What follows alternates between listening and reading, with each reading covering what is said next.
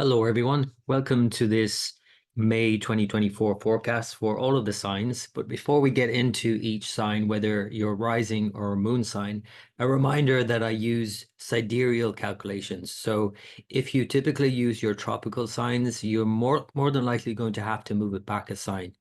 The difference currently, by most standards, is 24 degrees. At the time you were born, it might have been 23 degrees. But essentially, you have to move back everything 24, maybe 23 degrees back to usually the previous sign, unless you were born right at the end of a sign. Whether your rising sign or your moon was at the very end of a sign, it would just simply then go back to the beginning of that sign. So I hope that's clear because you're going to have to figure that out first in order to follow the forecasts that I'm about to go through in this episode. So before we get into each sign, though, I just want to give you an overview of the main transits for May 2024. Mars is moving into Pisces as Venus moves through Mars's sign Aries until May 19th, and at which time Mars will conjoin Rahu, the north node of the moon. So this is quite significant. And at that same time, we have Jupiter conjunct Sun. So it's exactly combust. So there's a lot of fiery energy in May. And although there are some nice, sweeter transits going on in May also, and especially by the time Venus makes it to Taurus by the 19th of May, there's a lot of fiery dynamic transits going on that are potentially quite explosive. Mars Rahu, the north node alone, is volatile. You know, the energy is all over the place, and Mars is conjunct Neptune at the beginning of the month. So that's all also very scattered and all over the place. Mars Neptune conjunction shows the energy is not very clearly directed in any one place, especially when it's in the sign Pisces. So then you add Mars Rahu in Pisces, and it just adds this kind of all over the place scattered energy. So when we add the fact that this is quite explosive as well as being scattered, you can just see the potential for some major kind of escalation in wars and things like that. How we have to use that personally, of course, is very different because we might be looking at wars on our TV screens, on our computer screens, but what's going on in our own life is we have to manage these energies. And Mars Rahu energy is one of the more challenging ones to manage, essentially, and especially in Pisces. So again, I guess just to be mindful of these kinds of transits and how we can all individually use them. So obviously, I'm going to go through each sign now, sign by sign, and just refer to how all of these are playing out. And also talking about the Jupiter-Uranus conjunction, and now we're in this post-conjunction phase. And I do think that that is still ongoing. The fact that Jupiter and Uranus are very closely conjoined, even though Jupiter will move into Taurus in May, that's another big part of the story in May. We will see Uranus move into Taurus in June. So they're going to get back together again in Taurus this time. So they were in Aries for their first conjunction, their exact conjunction. They won't come into an exact conjunction again, but they are hanging out in the same signs for, really the rest of the year until December when Uranus moves back into Aries and then Jupiter has moved on through Taurus. So we have this on and off relationship essentially between Jupiter and Uranus. And what it really means is protest, revolution, uprising, innovation, change, massive progress in many ways, but also this kind of revolutionary stance that we're seeing take hold now in the world. And again, how you play this out in your own life is going to be very different based on each individual blueprint. So they're the main picture. That's the biggest thing going on in May, really. Jupiter moving into Taurus, and then later on Uranus joining it in Taurus by June. And in a way, there's a sort of a mixed bag in May. As much as it is the sweet spot of the year, there is a lot of volatility that we have to contend with as well. So if we can manage our own lives in that way as well, we'll serve these transits so much better. As I always say, everything is good for something. Every transit, every planet, and every sign and every house is good for something. So let's get on with each sign by sign, and start with the sign Aries. So if you're Aries rising and or moon sign, Aries, your ruler Mars is in Pisces at the beginning of May and conjunct Neptune.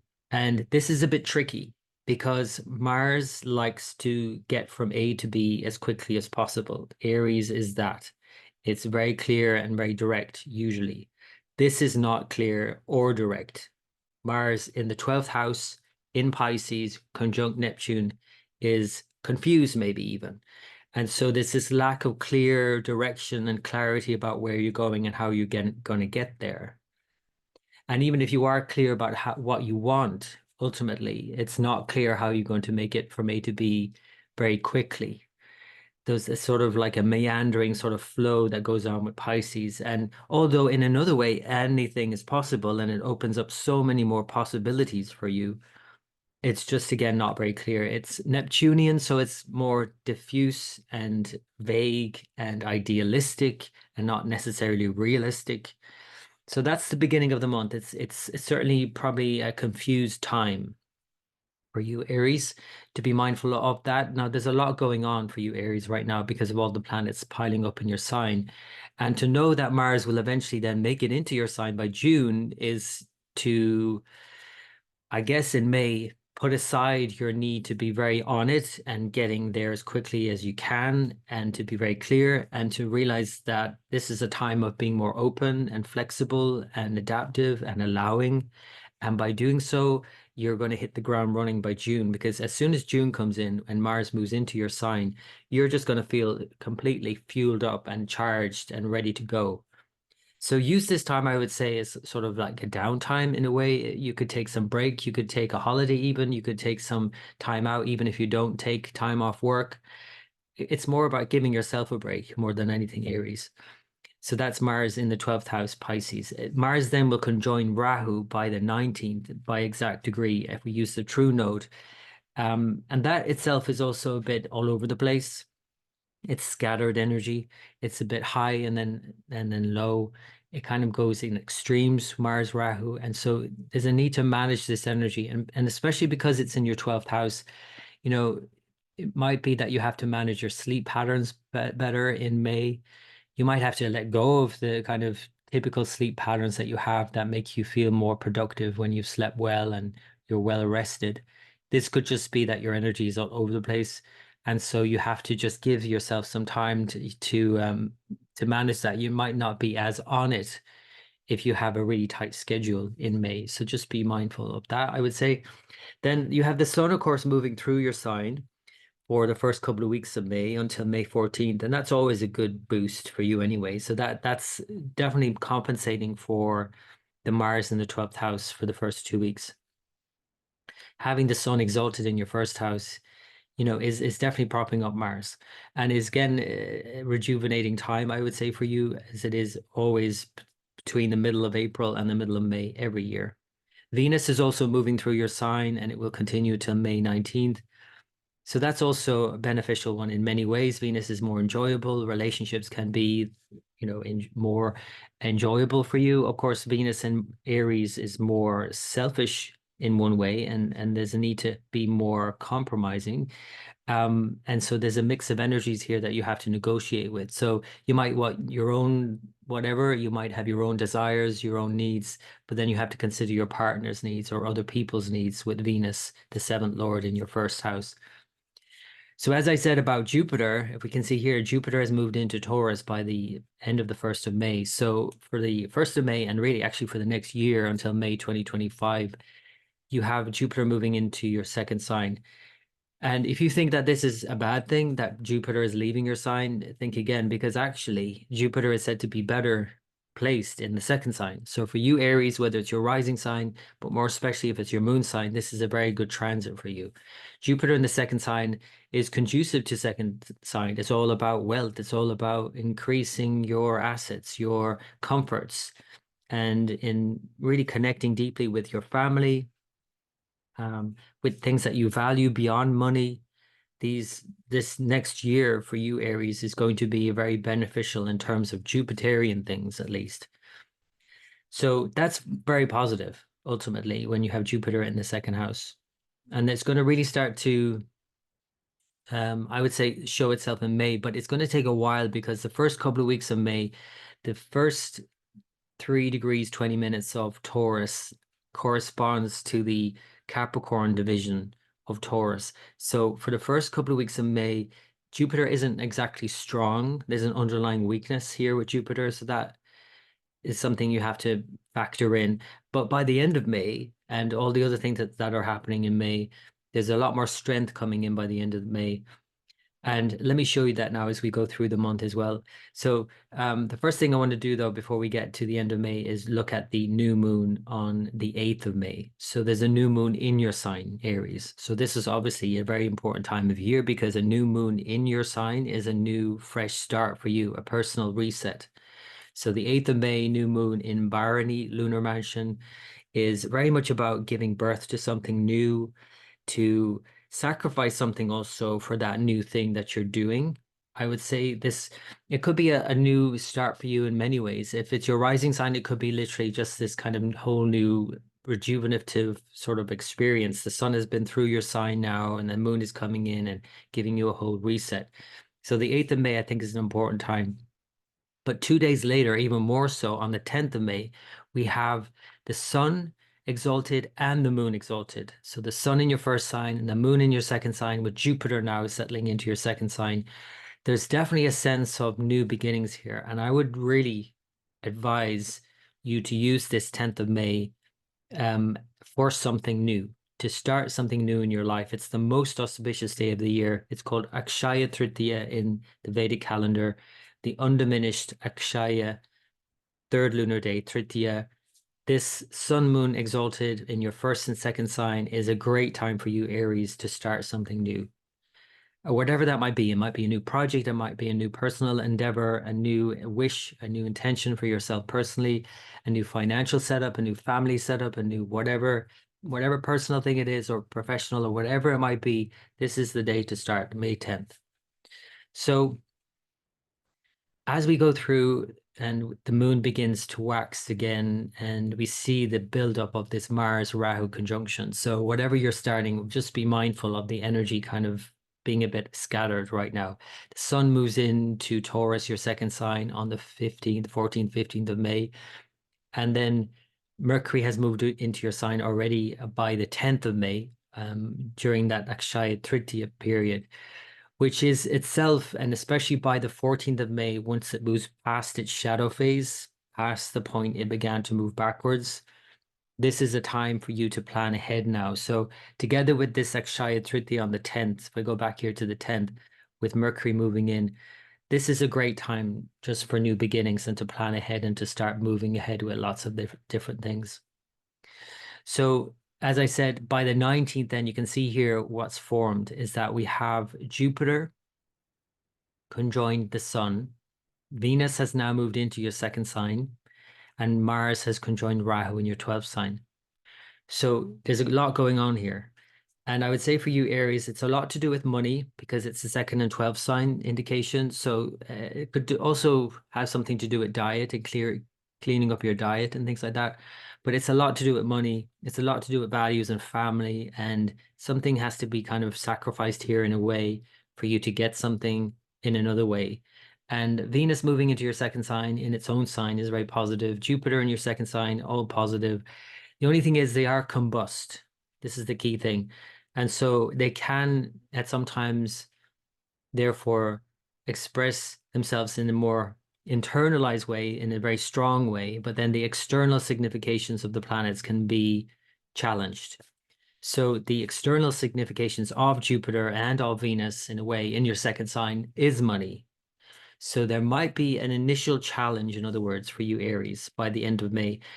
So to be very patient with this because it is going to work itself out and it will ultimately improve, absolutely.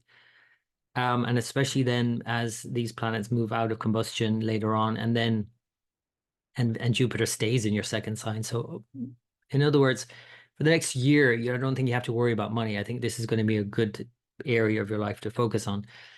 But it's just this immediate time period with the combustion and then also the Mars and the 12th conjunct Rahu. This is like where I think there could be some unexpected expense as well, and your energy might be just drained, and you have to be really mindful of both your finances and your energy. And this combustion, which could feel a bit like we're, being burnt out in a way. So apart from this complex period, like I said, overall, this is kind of leading to a better situation. I would say Aries. So then I want to talk about the full moon because it's in Scorpio, your eighth sign, which is also to do with money in many ways, but other people's money more so. And maybe gaining money from or getting money from other people, unexpected money too. So this is a full moon in Scorpio, opposite Jupiter and Venus and the sun all in your second sign. So it's about balancing out, yours and theirs and balancing out your needs and their needs, your values and their values, whether it's your partner or any other person in your life. And so a full moon here is an important time for resolution around all of these issues, around any changes that have been happening, and that this full moon itself might indicate are happening. So to be open, I would say, to the changes and to just to be more open-minded and not to be, as moon is Scorpio and a full moon is Scorpio more especially can be, not to be catastrophizing at this point if there's anything that's, challenging in any way. There's no well, I mean, the moon in Scorpio oftentimes can be just that thinking the worst, and that is in a way preparing you for the worst. So there's nothing wrong with that, except that usually the worst never happens. So it's a kind of waste of energy in another way. So I would say use this full moon in some way that helps you, benefits you in some way, that you can think about the worst case scenario, but realize that you're only doing that to prepare your mind for something that will likely not happen. And, if it's finances, if it's family issue, relationships, whatever it might be, home life, whatever it might be going through some change right now, it is a brief one. It is just a full moon here for a couple of days. You're going to feel it maybe intensely around this 23rd of May, but it's not going to last very long. So that's the 23rd. And then moving on to the very end of May, then into the 31st, we can see here that Uranus is about to shift out of your sign. I'm mentioning it now, even though we're getting into June, because essentially what it means is that it's a big deal. So first of all, you can see Mars is about to move into your sign on the 1st of June as Uranus moves out. So I'll mention it now because it's such a big deal for you because you've had Uranus in your sign for the last 7 years. So, Aries, you've been going through so much personal change, and Uranus just doesn't allow things to settle down in any kind of routine in a way. It just kind of keeps shifting things and shifts the goalposts all the time. So now that it's moving into your second sign, it does also represent changes in your finances and your family life. But by it moving out of your sign, there is a kind of settling that can happen. And now that Mars is moving into your sign as it leaves, I think this is a great time of rejuvenation and to really recapture your essence and what you're about, and more clarity about what you're doing in life, without all of those surprises of Uranus or the changes that Uranus has brought about for many years now. Uranus is always bringing about change, of course, but it's about now moving into the second sign and finances and family, being more so the issue. For June, and again, I will talk more about it next month. This is going to be a great time for you to recharge, essentially recharge and reset yourself. It's like a whole recalibration of, who you are and what you're about and what you're doing. So that is the month of May, Aries. I hope that's been of help. As always, I wish you the very best for the month ahead. And until next time, for Taurus rising and or moon sign for May 2024, Taurus, your ruler Venus is transiting through your 12th sign Aries until May 19th, at which point we're going to see a big shift in a lot of the transits because we have Jupiter moving into your sign by the 1st of May and will combust by the 19th of May. It will exactly conjoin the sun, which will move into your sign by mid-May on May 19th. And then at that stage also, Mars will exactly conjoin Rahu, the North Node. So there's a lot of energy shifting around the mid-month period. And we'll talk about how all of this is panning out for you personally. I think generally when you have your ruler in the 12th house, there is this kind of loss of energy in one way, but there could be this need to kind of kick back and then just, not push things as hard. Now, at the same time, Venus in Aries is in a way pushing hard. Venus wants to, in Aries, achieve something. It wants something, it desires something and wants to get it. But in the 12th house, it's not necessarily clear on how to get it. So to be mindful of maybe letting something go at this point, because Venus also represents your everyday routines and tasks and challenges, perhaps even, and struggles in some way. It could be even some issue that you're dealing with someone else. But the 12th house transit of Venus is very much about you letting go all of that. And it could be a time of just surrendering something that you have been struggling with of late. So that's probably the more positive expression of Venus in your 12th house as it moves through Aries, and it also then becomes combust by the month of May. Therefore, it is too close to the sun. Now, there are some astrologers that would say it's not combust unless it's retrograde because of the orbit of Venus being an unusual one. But at any rate, we cannot see Venus into May. And so that's something to consider when you cannot see the planet that rules your sign. It might be that you're just feeling not as energized, perhaps. There might be this sense of being burnt out in some way.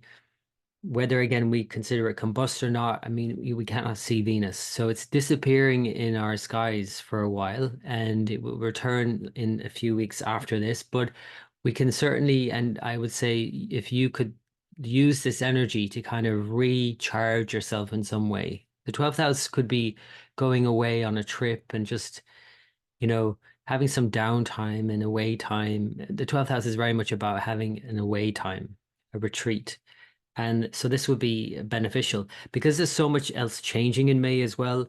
It might be a good time to do that kind of downtime, even if you cannot take time off and you have to continue a schedule and work and all of that, just to give yourself every day a bit of downtime to kind of just really tune into these changes that are happening. So the first big change that's happening in May is, of course, is that Jupiter is moving into your sign. After 12 years, it's come around again. And Jupiter now in your sign for the next year is going to show some expanse in some way. Jupiter always brings growth in whichever way. Now, Jupiter for you represents the 8th and 11th. So it has a lot to do with money because the 8th and 11th could show money that's gained from others in some way or some entity in some way. It could be a partner's money, for example, or it could be joint resources, something that you're sharing with someone else. That's 8th house. The 11th house is about earnings and friends.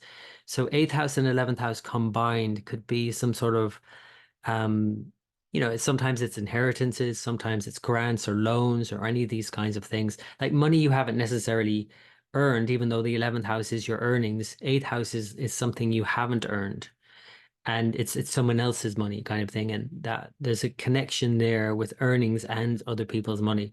So Jupiter therefore does suggest that there's a potential here for receiving some bounty in that case. And so that's a positive thing.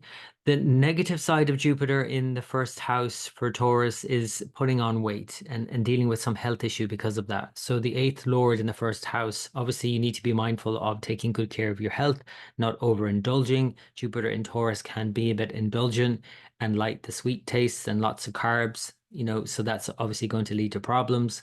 So if you can consider this, depending on, of course, your health, if your health is sound, there should be nothing to worry about. Maybe putting on a few pounds isn't necessarily a bad thing, depending again on whether you're already having a health issue. So if you are, this is probably a better time to really look after your health and to heal, to think about Jupiter in that way. Really connecting deeply as well with friends for the next year is going to be important. The 11th Lord, Jupiter in your sign, and to connect more deeply with friends, to have more meaningful and intimate connections with friends. That's 8th and 11th Lord combined. So yeah, that's Jupiter. It's generally more positive, even for a sign that perhaps doesn't see Jupiter as positive. It is because it's the 8th Lord. It's not always a bad thing. It's just that maybe there are changes that are ahead of you here that you might not have planned for. That's really all it is. 8th house is like change you haven't planned for and that you have to kind of be open to. And That's one of the reasons why eighth house gets a bad rap, because of course we like to know what's ahead of us. We like to have everything planned and know what's going on. With eighth house, you just cannot know what's going on. It's hidden, right? So it's all of those unexpected changes or things that you just haven't factored in that you have to now deal with. And it could be a financial thing as well, by the way. There could be some financial issue, some expense or some debt that has to be dealt with now. And that, at least Jupiter gives you the wherewithal to deal with it. That's the positive thing about Jupiter. So that's Jupiter in Taurus. Let's move the month on and see how all of this pans out. And we'll begin with the new moon on the 8th of May. The new moon is in Aries, your 12th sign, and it's quite closely conjunct your ruler Venus in your 12th. And we can see here this energy, and Uranus and Sun energy can be a bit erratic. And, at this time also Mars is coming together with Rahu after being with Neptune, and Mercury is moving through Pisces, finishing out there, moving into Aries in the few days after this. There's definitely more positive astrology on the horizon at this point into the middle of May. And I'll show you a particularly auspicious day on May 10th that you can absolutely take full advantage of. But until then, it's a bit sort of sketchy. It's a bit sort of hit and miss. It's a bit mixed.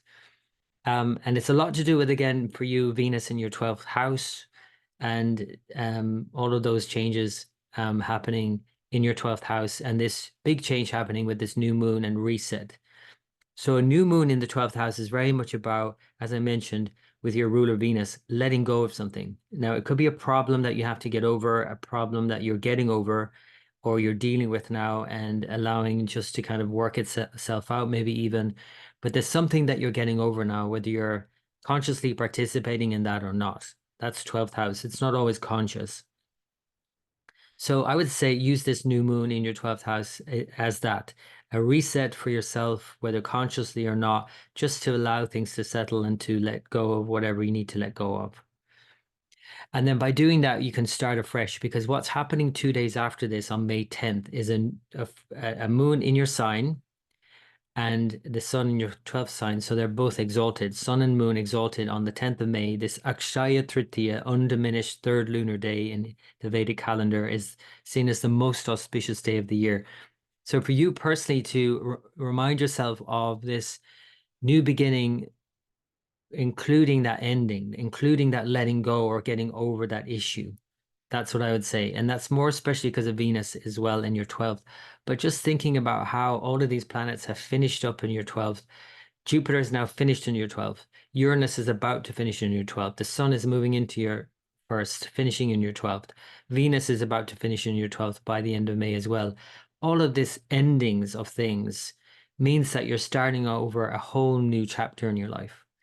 And in a way, the new moon on the 8th and this Akshaya Tritiya on the 10th is, again, like I said, as much about endings and then new beginnings as anything else. It's not just about a new beginning. There's a lot that you have to end and say goodbye to move on.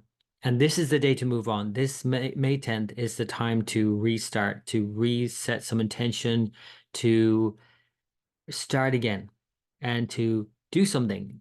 Most people in India, they use it as a time to buy gold or to invest in something. It's seen as a very auspicious, lucky day.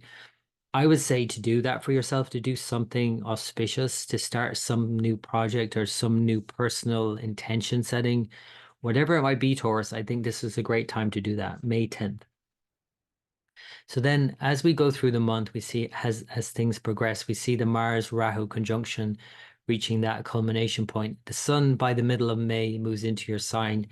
And so this is a rejuvenation period. Obviously, every year from mid-May to mid-June, this is about the sun moving through your sign, rejuvenating you. Your fourth lord, maybe having some time at home as a rejuvenation, maybe on holiday as a rejuvenation. But it's a great time for that. We can see here on the 19th then that we have Venus move into your sign. So this is now further rejuvenation. Now, of course, there's a caveat here, because although Venus has now returned home to your sign, and for the next few weeks, it's a great time for really recapturing your energy and vitality again, with now Venus and Jupiter and the sun all in your sign. They are therefore, though, combust.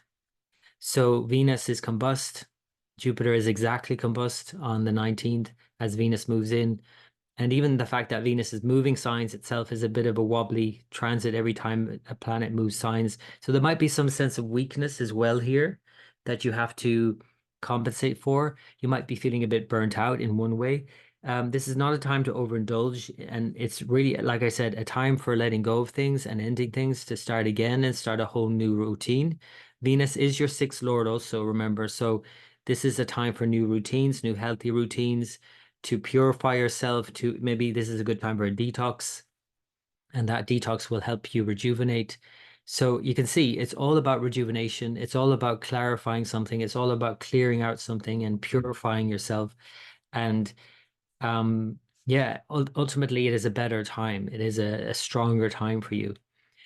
And you can see here that Mars is exactly conjunct Rahu. Now, this is where, while you're going through this personal rejuvenation process, by the 19th of May especially, but the whole period, really the end of May, the relationships you're in now might be a bit strained because Rahu and Mars together in your 11th sign, in the sign of relationships with, social networks and friends and all of that, and this mixed with Mars and your partner or partners or any other, this is quite complicated, I would say. So again, you're going through a personal reset, rejuvenation.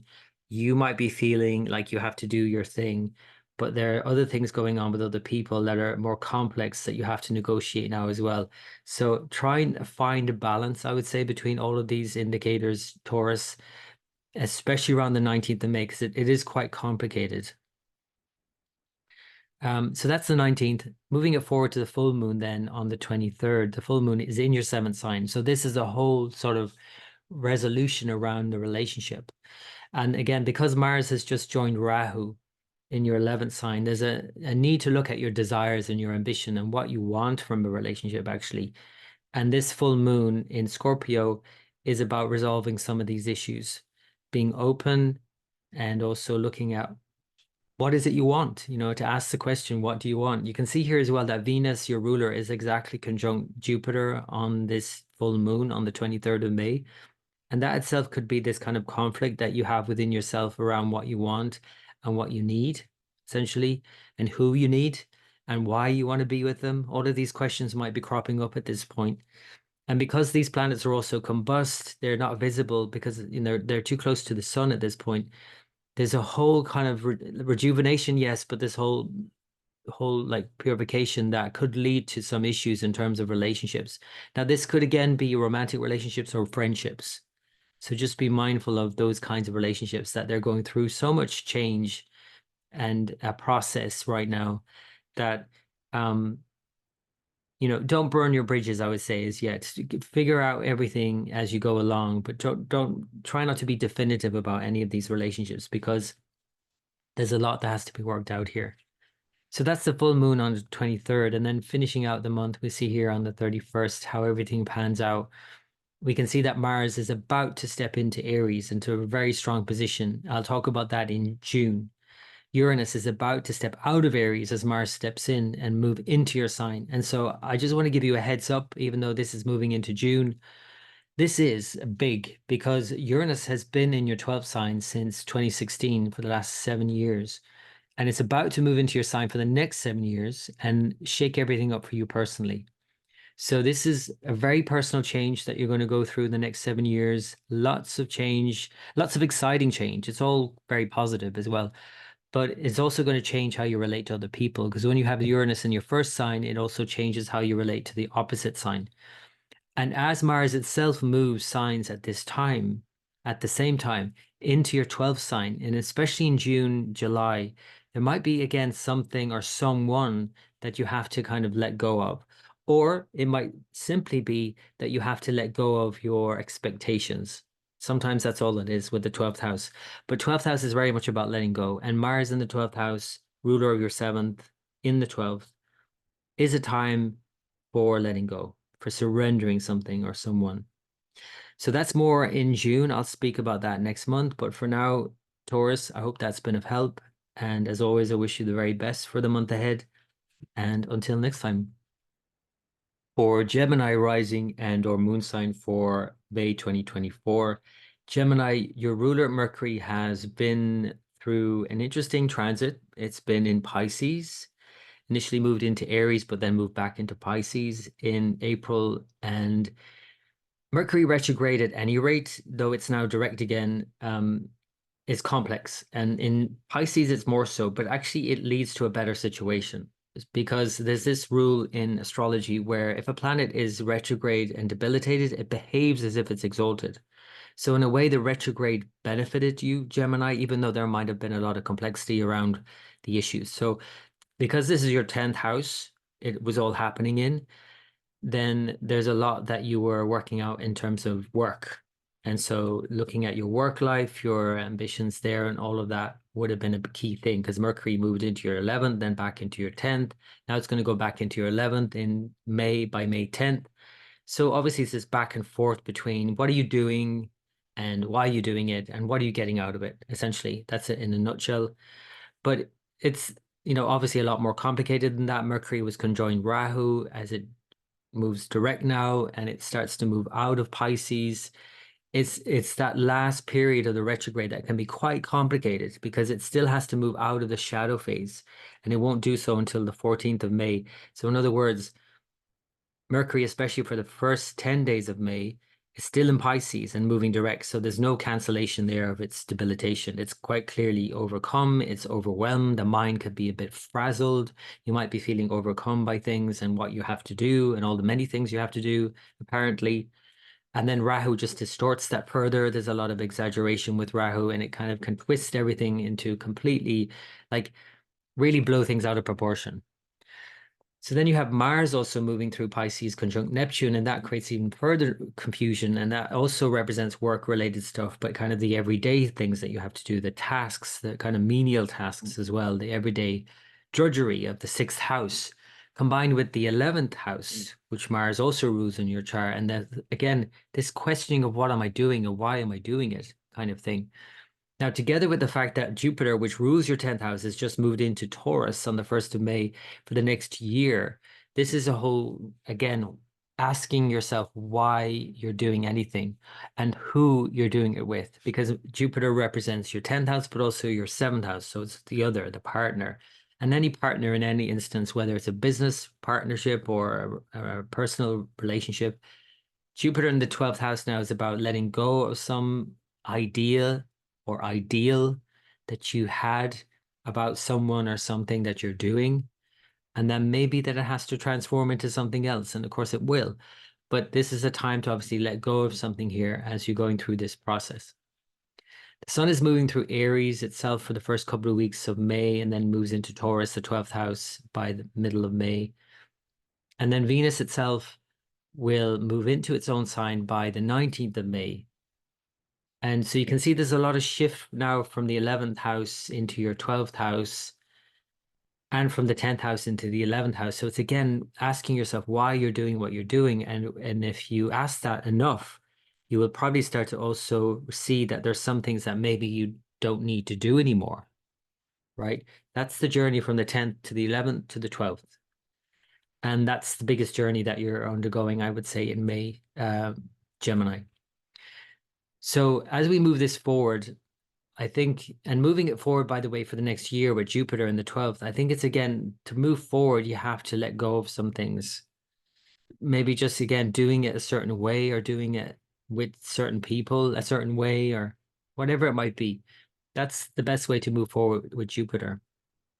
But other things are moving forward also, and including more especially Mercury as it moves out of its debilitation by the 10th.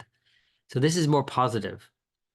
And I think with Mercury now moving into Aries again, into your 11th whole sign, this could be a time for, again, recapturing that sort of zing and drive and ambition and looking at why you're doing things is important, but also looking at how, you're going to get there. Like the details are Mercury, like, what do I need to do exactly and how am I going to do it? And Aries is very much about just doing it and maybe thinking about it later. Mercury and Aries, though they might not mix so well in one way, because it's less about thinking and more about doing. You can do something and learn from that and learn from your mistakes and do it again and do it again. You know, this is Mars and in general. So I think this is a more positive situation than a Pisces, because Pisces was just too confusing, no clarity at all around the details. And now you can get more detail oriented, I would say. Before Mercury moves, though, I want to mention the 8th of May and the new moon, and then the 10th of May as Mercury moves, and the special auspicious day of the year called Akshaya Tritiya on the 10th, which is a very important time for initiating something new. So the new moon, though, a couple of days before then on May 8th, although a new moon, it's not necessarily the best day to actually start something new. I think a lot of people get confused about this because they think it's a new moon. Surely it's a good time to start something new. In the Vedic tradition, it's not seen as the best day to actually start something new. It is a great day for setting an intention and to reset everything. But because it's a dark moon, essentially, you cannot see the moon, then it's not the best time to actually start. It's probably best to leave it a couple of days. And certainly this month, when a couple of days later, we have this Akshaya Tritiya on the 10th of May, the most auspicious day of the year, with the sun exalted, the moon exalted. It's a new moon phase. This is the time to start something new. And if you have any plans at all to start anything new, this will be the day to do it on the 10th of May. So the new moon, though, a couple of days before on the 8th of May in your 11th sign is to look at, you know, what your ambitions are. What would you like to do? What are your highest ambition? To really dream big here at this point, I would say. And the fact that Mars, which rules this new moon, is in Pisces in your 10th sign, it's very much again about work-related things and what you want to achieve. And the fact that Mars is also coming up to meet with Rahu, there's a big ambition here that you want to meet. And to, again, just to think about these things. You don't have to do anything necessarily on the new moon, but it's definitely a good time to just really set some intentions and be very deliberate about what you want here. You don't necessarily have to do anything. And like I said, a couple of days later, that will be the time to start something on May 10th. So that's the new moon and the Akshaya Tritiya, May 10th, really important time for new beginnings. And then leading to that really important period around the 18th, 19th is really interesting because we have Venus move into Taurus. We have the Jupiter conjoin Sun by exact degree. We have Mars conjoin Rahu by exact degree. Of course, Jupiter rules Mars. So it's again work related. And the 10th Lord, Jupiter in the 12th, there's something that you have to let go of at this point. There's something that has to be purified, that has to be, you know, seen for what it is. You know, Jupiter and the sun coming together, it's like the sun really shines a light and you cannot avoid it. Now that's okay, that's clearly not for me, or that clearly is what I want. I need to go for that. But in order for you to go for anything with the 12th house transits, and you can see here Venus has moved into the 12th, you have to obviously let go of something as well. There's a need to let go as much as there is grasping something else and moving towards something else, desiring something else for yourself. And so this Mars Rahu also combined with the Jupiter, Sun, Venus is creating some complex energies around the 19th of May that it probably would be a best to keep quiet, to kind of just sit with these insights that are available at this time, because when planets are combust also there's a lot more strength internally and not so much externally. If you're trying to look for advice, for example, right now with Jupiter combust and Venus also combust in the 12th, you might not be able to get that good advice. So in that case, well, if you can't find good advice, well, maybe you just need to sit with yourself and be quiet and go within and find that truth within yourself. So that's probably a better use of those transits. The Mars Rahu conjunction, the energy is just too scattered, is all over the place. So it'd be, you know, quite difficult to keep routines because the 6th and 11th Lord Mars in the 10th conjunct Rahu and Neptune there also, it's just not very clear and it's a bit all over the place. It's a bit up and down and all over the place. So the energy being all over the place again would be best to keep quiet and have a quiet routine around the 19th of May. So let's move it on then to the full moon on the 23rd. And this is another pivot point. As every month, we have a new moon, a full moon that changes everything. And this full moon is a resolution around a lot of these issues that you have to let go of, because you can see opposite here, you have Venus and Jupiter come together with the sun. So both are very close to the sun and not visible now. And this, again, this letting go of something that is just no longer inspiring you, perhaps, or no longer meant for you, and allowing that process to unfold as it must. And then with a full moon opposite in your sixth sign, looking at, well, what you must do, what you are geared towards at this point. Mars has moved past the node now. It is conjunct the eclipse degree still, Mars, so it's triggering something there in your work. So this could be an actual time where, together with Jupiter, Venus, Sun together, and Mars in your 10th, and this full moon in your 6th, there could be some issue here around the 23rd full moon around work. And that could be that there's just some big changes happening at work, unbeknownst to you. You may be not planning it. It could be that you are deliberately planning something here and that you're making some changes. Either way, there are changes afoot, I would say. And that's generally what Mars does when it triggers the eclipse anyway. There's something that actually gets revealed that you maybe weren't that aware of before. You maybe were on some level, but it's just now fully into your awareness. Like something's been said or something happens and it's just, okay, this is what is. And I have to work with this now. So there's a lot that you have to work with and let go of and take on and recalibrate at this time, I would say. And especially again, around work issues, Gemini. So that's the full moon. Then finishing out the month, we'll just see how the planets pan out and how everything is panning out by the end of the month. I want to give you a heads up in terms of what's happening in June, because there's a lot happening in June and big shifts. One of the major shifts that's going on is Uranus moving out of Aries after 7 years.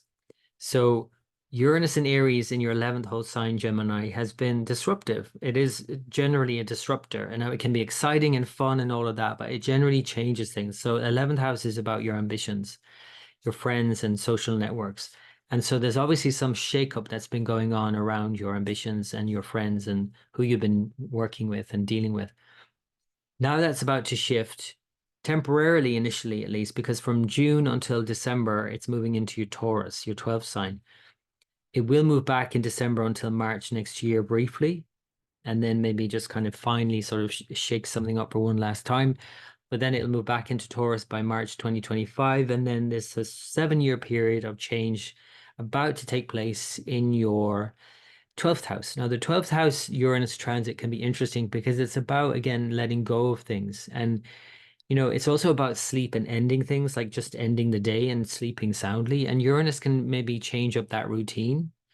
It might also change your approach to ending things in general. And it also might change your expenses. There might be some changes going on in terms of what you're spending. There might be sometimes more, sometimes less.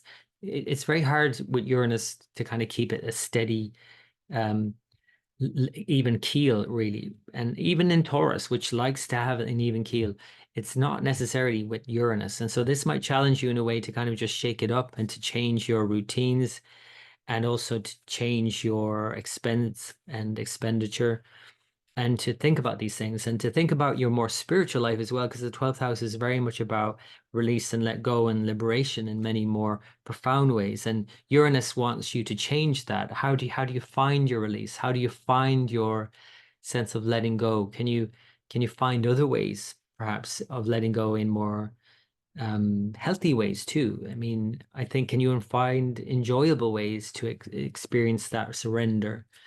The 12th house is all about surrender and release, and it's Taurus. So usually it's a very enjoyable experience for you, Gemini. Again, with Uranus, it just asks you to kind of shake it up a bit, that there has to be some new ways of surrendering, of releasing. You know, for example, if you have a spiritual practice, a meditation practice, Uranus in the 12th is likely to change that in big ways. So that's the biggest change that's happening in June. But I also want to just mention that Mars is about to move into Aries just as Uranus moves out. And that is, I think, also a great time for, just as we reset the whole thing in the beginning of the month on May 8th for the new moon in Aries, Mars coming into Aries now is about really reinvigorating your ambitions. Like, what is it that you want? What are your highest ambitions? What are your desires? So Mars in Aries in June is going to be a time for really asking that question more than anything. So, Gemini, that is the month of May, though. I hope you got something out of that, and I wish you all the best for the month ahead. And until next time, for Cancer rising and or moon sign for May 2024. So, Cancer, there are some more positive transits on offer for you in May, including more especially Jupiter moving into Taurus. So, Jupiter is moving from your 10th whole sign into your 11th.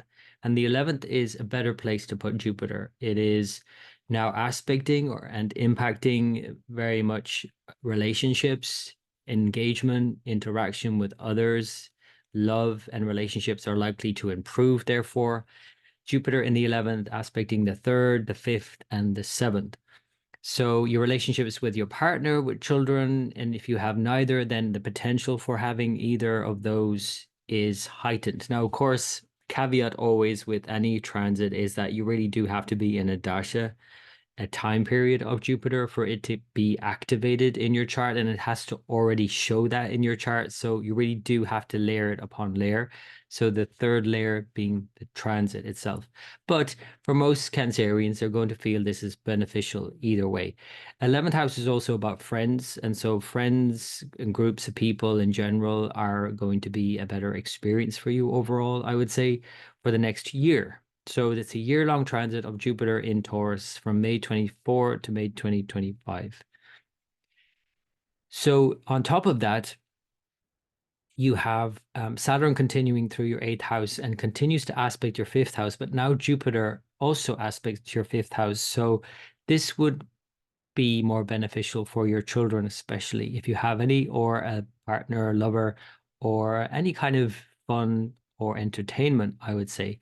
So it probably hasn't been that much fun recently. It might have been a lot of hard work. For example, if you have children, there might have been a lot of hard work, and then they then maybe could become more fun. So the engagement with them and your connection with them could become deeper and more fun. So this would be the same, I would say, for relationships as well, because recently you've had Saturn move through your 7th sign, and then now it's in the 8th sign. So relationship issues would have been really heavy. And now Jupiter comes in to aspect and to influence this area of your life. And that would just be more easeful and easy and enjoyable. And so Taurus is an enjoyable sign, absolutely. The 11th sign now, Jupiter, and Venus will move into Taurus by the end of May. And although Jupiter and Venus are both combust too close to the sun by the end of May to be visible, there is some benefit here, of course, with Venus, especially in Taurus. And some would argue that Venus is not combust unless retrograde. So that Venus is in a very powerful position in Taurus in the 11th sign by the end of May. So that's all very positive. Jupiter combust is another matter. It might show that initially in May, there's this promise, this hope for something better. And indeed, there is something better on the horizon. But that in May, it might not pan out as that exactly, as yet. It's maybe a time to be a bit more patient with it. And that's also because Jupiter moving into Taurus, the first 3 degrees, 20 minutes of Taurus is the 9th division of Capricorn. So underlying the sort of Jupiter in Taurus for the first couple of weeks of May, at least, there's this sort of underlying weakness. So it's going to take a while, in other words, for Jupiter to settle into Taurus. So don't expect it all to kind of come rushing towards you in May and that everything gets worked out and your relationships improve from day one. It's likely that they will improve over time. And May is the transition into that. But ultimately, it is more positive. We have other things going on, of course, including the Mars conjunct Neptune, the beginning of May, and then later on in May, conjunct Rahu. And that's quite complicated. I would say it is your 9th sign, so it's a less complicated sign to put it in. But for example, if you were traveling at this time, this could be somewhat complicated. As is the case many times when we travel, our energy levels could be all over the place. We can have real highs and real lows, like crashes after a night out. When you're traveling, you're not eating at regular intervals. You're spending a lot more energy, perhaps doing things that you enjoy for sure, so that energizes you. But then there could also be the downside of that. So that's Mars and Rahu in particular in the 9th house. The energy can just be very up and down. So just be really mindful of that. So let's move this forward and see the lunations, the new and full moons in May, and then see how all of this pans out. So We'll move it forward to the 8th of May because that's the new moon, and the reset on the 8th of May is in Aries, your 10th whole sign. So Venus is here also in Aries, and there is some enjoyment to be had here for sure because Venus is in Aries. It's in your 10th sign. It's your 4th and 11th lord. So there's some enjoyment and some happiness here. There's something that you can enjoy around work. Now, yes, Mars is in the 9th sign, conjunct Neptune and Rahu, so there's complications and there's not a lot of clarity forthcoming. You're not maybe particularly clear about what you're doing necessarily right now, but at the same time, there still is some enjoyment with Venus. Now, this new moon comes in on the 8th of May, and it's asking for a whole new restart. It's like a reboot. Now, the new moon, as is every new moon, is not the ideal to actually day to start anything, but it is the day to make an intention. And the 2 days after this new moon on May 10th is the time to start. It's the most auspicious day in the Vedic calendar. It's called Akshaya Tritiya, the undiminished third lunar day, when the sun and moon are both exalted. You have the sun exalted in your 10th whole sign. For the first couple of weeks of May, the moon is now exalted in Taurus, conjunct Jupiter in your 11th sign. This is all really positive. And I would say that this is a time to take full advantage of. So the 10th of May, if you could, it could be late on the 9th of May, depending on where you are, but it's mostly the 10th of May. And it's going to be a great time to start something new, or, even if you don't have anything particularly to start, just have an intention, do a ritual, light a candle, say a prayer, have something that you start that maybe have been putting off starting, or maybe just this new thing that's come into your awareness now that you would like to do. Just even start it in some way, in some ritualistic way, even if you don't do anything practical to start it.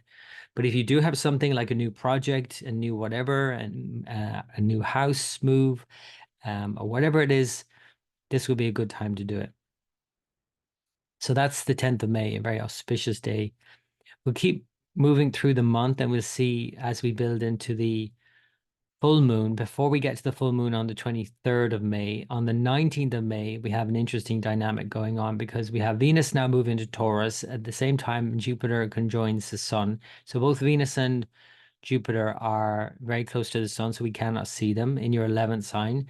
This is, on the one hand, good, but on the other hand, there's some challenge because when planets are too close to the sun, you can't see them, then you therefore cannot see the results.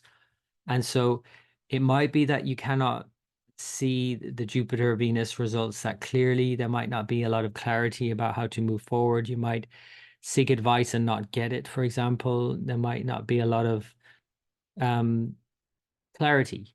Now, at the same time, it intensifies and strengthens the inner significations of the planet. So there could be a lot of insight and intuition going on here in terms of your ambitions and your desires and your relationships in particular. With friends, I would say, especially. And yeah, so that would be a good time in terms of going deep within yourself and understanding the dynamics without just reaching out always and trying to figure things out outwardly. Combust planets tend not to give that kind of outward expression so easily. At the same time, on the same day, Mars and Rahu are exactly conjoined. If we use the true node Rahu in your 9th sign, this is your 5th and 10th lord. So there's a lot of things that you have to negotiate here, some complexity here around work and children and whatever combination of either of those. If you don't have children, it could be around your plans, around what you're doing, what you would love to do.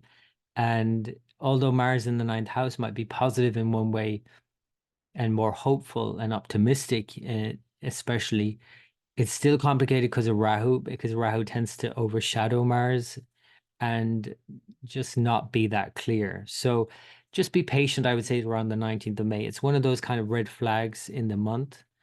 It's quite volatile. And so anything in relation to work and travel and even home life, personal things, just be really mindful, I would say, around the 19th. So then a few days later, on the 23rd, we have the full moon in Scorpio. This balances out all of the Taurian indications, of which there are many, with the sun in Taurus, the latter part of the month. Venus, Jupiter, you can see here, are exactly conjoined by this full moon on the 23rd. there's a conflict there between the two, therefore, between enjoyments and more meaningful pursuits, for example. And this full moon opposite Taurus in Scorpio is obviously asking you to go deeper and to really connect with your heart's desire, as opposed to all of these big higher ambitions and ambitions that might be connected to sort of, with groups of people that you're involved with, kind of, it's a lot of the times we're told what we think we want, friends tell us what we want to hear. Groups of people kind of inform what we should like and desire, and even our ambitions. So this is a good time to actually really connect in with what you truly love to do, with the full moon in Scorpio in your fifth whole sign, balancing out that with Taurus, with your higher ambitions. So that's the full moon. And the last thing I want to say is about the changes by the end of the month into the new month, because as we head into June, on the 1st of June, Uranus moves into Taurus out of Aries, and it's been in Aries since 2016. So for the last 7 years, there has been a major shakeup in your work life. And Uranus tends to disrupt work or whatever it touches off. So there might have been a lot of disruption. So now it's moving out. And it is going to move temporarily back in by December until March next year, 25. But that's brief. So it's mostly moving out. And then for the next 7 years, it's going to disrupt the 11th sign of your chart. Now, disruption in Uranus terms is not necessarily a bad thing. It just means that there's change afoot and you have to kind of go with the flow and change with all of these indications here. So Uranus in the 11th house, I would say for the next 7 years, and this is kind of overall broad stroke view, big changes in your relationships with your friends, with your social life, with your ambitions. They're the main topics really of the 11th. It could also change your earnings, and it might make your earnings more sporadic. So you could have major windfalls and major earnings at one point and then not so much at another point. So Uranus tends to be a bit erratic. So by transit, be mindful of that. The other thing that's happening by the 1st of June is that Mars is about to step into Aries, its own sign. So where Uranus is about to leave, Mars is about to move in into your 10th sign. That's definitely a lot more directed, a lot more purposeful and willful when Mars is in your 10th house of Aries. So June is going to be very fiery. And I would say use that energy and engine to push ahead whatever plans that you have in terms of your work. But for now, as I said, with Pisces and Mars and Rahu in Pisces and all of that, it is a bit sort of muddled in a way, a bit confused in a way. So like, you might not be 100% clear about things in May, but just rest assured that by June, you're going to hit the ground running, I would say. So Cancer, I hope that's been of help. As always, I wish you the very best for the month ahead. And until next time. For Leo rising and or moon sign for May 2024. So Leo, your ruler, the sun, is exalted at this time. The last 2 weeks of April, the first 2 weeks of May, we see the sun move through sidereal Aries. So this is a very powerful time for you usually. And, there's no reason why this cannot be this year also. Now, of course, the caveat here is that Saturn is aspecting the sun, so it kind of diminishes the power of the sun in one way. But you could also say that it's a kind of like cautious optimism and confidence with the sun exalted, aspected by Saturn. The exact aspect comes in the first week of May, so you just might feel that maybe constraint in some way. But there's many more positive things happening in May and into June to take full advantage of, including, the sun itself moving in to the 10th house. So even though it's exalted in your 9th house, which is kind of hope and optimism and expanse and thinking big and higher thoughts, and it's very broad and expansive. Sun in your 10th house is very well placed because it's very much about, the most visible place in the chart, where Jupiter has or will move in on the 1st of May. So now we have an interesting dynamic because your ruler, the sun, and Jupiter coming together. Therefore, the sun is combust. Jupiter-sun combinations are almost in a way overly confident. If there's any pitfall to it, it's like this is just too confident. But I mean, you'd rather that than not be confident, right? So, Leo, this is going to be a very powerful time for you. It's just, I guess, with the sun and Jupiter, it's important to be aware of biting off more than you can chew, being overly optimistic, overly confident, and taking on more than you can handle, I would say. But it is an important transition for Jupiter now moving out of your ninth sign and aspecting your sign, moving into your 10th sign. So it shifts the focus now from your dharma to your karma, as they would say in Indian astrology. Dharma is very much about your purpose. That's ninth sign, what you're meant to be doing, whether you get paid for it or not. 10th house is what you're doing, the work you're doing, what you should be doing also, because the 10th house is like the karma, the actions that we take to pay back our debts, our karmic debts. And it's very much about the effort that we put into paying back these debts. So Jupiter in the 10th house suggests that this is a time to pay back some debts because Jupiter rules the 8th house, which is the debt. And the 8th house, therefore, coming into the 10th house, that's a time to really think about what you're doing. That there might be some karmic debt that has to be repaid here. There might be some work that you have to take on or some activity that you must take on. You might feel the calling to do something more meaningful in your work, um, and to give back in some way. Jupiter is all about being generous. So 10th house Jupiter is very much about doing things that are, generous in some way. And it's also your fifth lord, of course, Jupiter. So whether it's children or creativity or a project you're working on or just a self-expressive thing, creative thing, perhaps an artistic thing, whatever it might be, it's about doing something that also is kind of, giving back in some way, I would say. So Jupiter in Taurus is aspecting also your sixth and your second as well as your fourth. So it can improve your home life and work life, and these key areas of life can improve now for the next year because Jupiter will be here from May 24 to May 25. So more positive in terms of work, home life balance, getting all of that right, improving your routines, improving your health also, which is sixth house, improving your finances, because if you're getting more work, which is 10th house, you're going to then, with the aspect of Jupiter onto your second, be able to save more money. So all of these are positive. Now, of course, the caveat always, as is always the case, the dashes really have to be active for this to be the case, and your Jupiter in your birth chart also needs to be strong and fully active. If it's not, it's going to be less of this, but it's still on theme. This is what's going to be happening. It's just it might not be as big or grand as you might imagine it. Sometimes Jupiter is big and grand in our mind, but in reality, it's not always. So we just have to obviously balance out these considerations. So the sun then by mid-month moves into Taurus, like I said, with Jupiter. So Jupiter's combusting your 10th house. So there's also some sort of purification process occurring here and some looking for something more meaningful, more meaningful activities going on.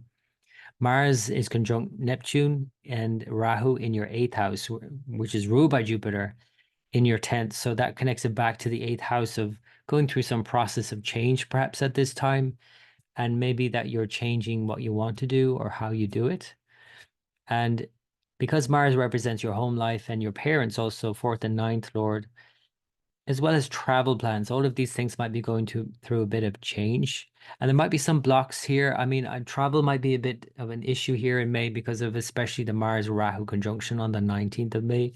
So if you were planning on traveling around that time, just be really mindful of your energy levels, of the kind of chaotic energy that Rahu Mars can bring about. Venus is moving through your ninth, but then also moves into your 10th.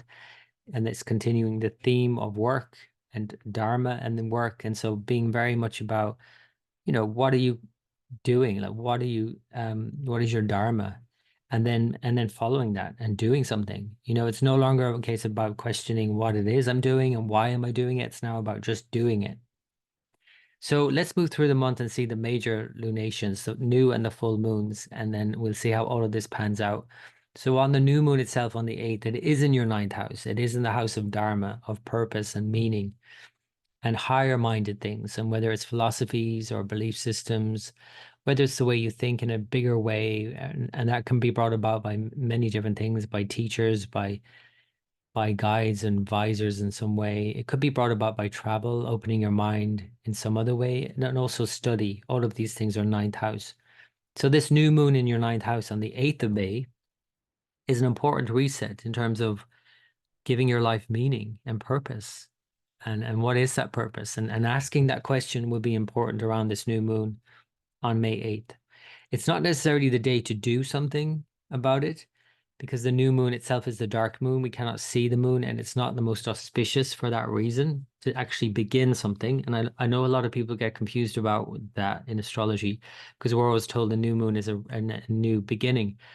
Yes, it is, but it's not the day to actually begin. It's the day to set the intention before you begin.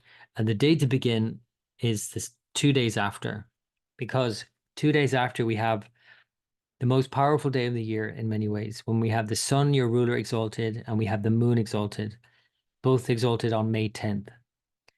And this time we also have Jupiter with the moon. And so it's a powerful time to start something new on May 10th. If you have anything at all that you want to begin and you want it to be lasting, to do it on the 10th of May will be a very important time. And now, even if you don't have something you have to start, you could start something as an intention. You could maybe do a ritualistic thing around starting something in your life or starting to focus on something. You don't necessarily have to have something to sign or, put pen to paper about whatever. You don't necessarily have to like move house or get married or start a new project or new job if you don't have any of those things lined up. But if you have something that you want to do in your life, this would be a time to do it because you've got the sun exalted in your ninth house and the moon exalted in your 10th house. So it's again very much about connecting the ninth and 10th and doing something purposeful and meaningful for yourself. So mark it in your calendar, May 10th. So then as the moon begins to wax, we'll look at how this progresses and come into the period here around May 19th. This is quite an interesting time. We have Mars conjunct Rahu by exact degree, the true node. We have Venus moving into Taurus, your 10th whole sign, its own sign. And this is a very powerful time again for work and for attracting work. And, if you're working with clients or you're self-employed or you work for someone else, it's just a more beneficial time with Venus in your 10th house. Now, Jupiter is exactly conjunct the sun on this day as well, May 19th. So there could be some issue here. And again, maybe questioning why you're doing what you're doing. And anytime a planet is combust like this, it tends to challenge the outer significations. In this case, for Jupiter, it might be some monetary thing also, but it could be some creative endeavor. It could be something around what you would love to do, but it's not clear how you can do it. And this all on the back of the new moon and Akshaya Tritiya on 10th of May, that undiminishing third lunar day, the most auspicious day in the year. You might have started something like and you've intended to start something, but it's not happening straight away. So this is where it's really important to be patient with yourself and to really look clearly and consciously at this thing and connect deeply with, why you're doing this thing, whatever it is. But at the same time, even though it might challenge the outer significations, you might not be able to see clearly how to move forward on this. There is a strength that it affords us. So you might have this sense of this deep inner knowing what's right for you around this 19th of May period. And so the Sun Jupiter is not just a deep knowing, but it's a really sense of confidence in knowing that this is really what I'm meant to be doing. So again, another really important time and a powerful time. Let's bring it to the full moon then, opposite the Jupiter and Venus and Sun in Taurus, and the full moon is Scorpio. So this is where it's about getting your work-life balance right, because all of this focus on what I'm meant to be doing and all my work that I'm focusing on, all of this outer stuff, you also need to connect in with yourself and your private self and the home and being just contained within yourself. The moon is Scorpio, a full moon is Scorpio. It's quite a full-on, intense emotional journey within yourself. And it's important to do that, of course, once you've looked after your responsibilities in the world and once you've done all the work that you need to do. Again, the 10th house isn't just the job that you go to. That's more like 6th house where you just work for someone else and you don't really think about it. The 10th house is a vocation. It's something that you're meant to do.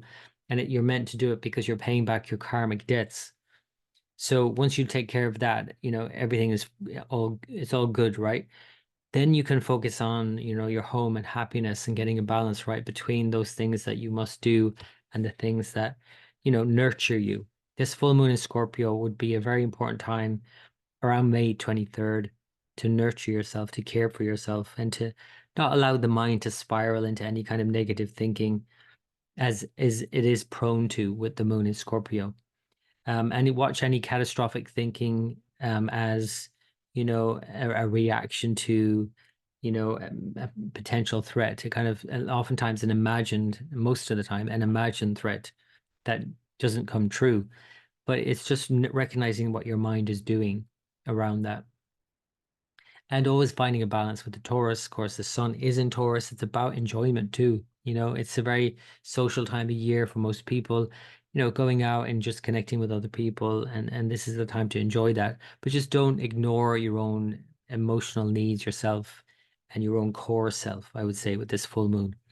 So let's bring it to the end of the month then, because I want to just highlight the changes that are happening in June. So even though this is not the June forecast, I want to give you a heads up because there's two key changes happening.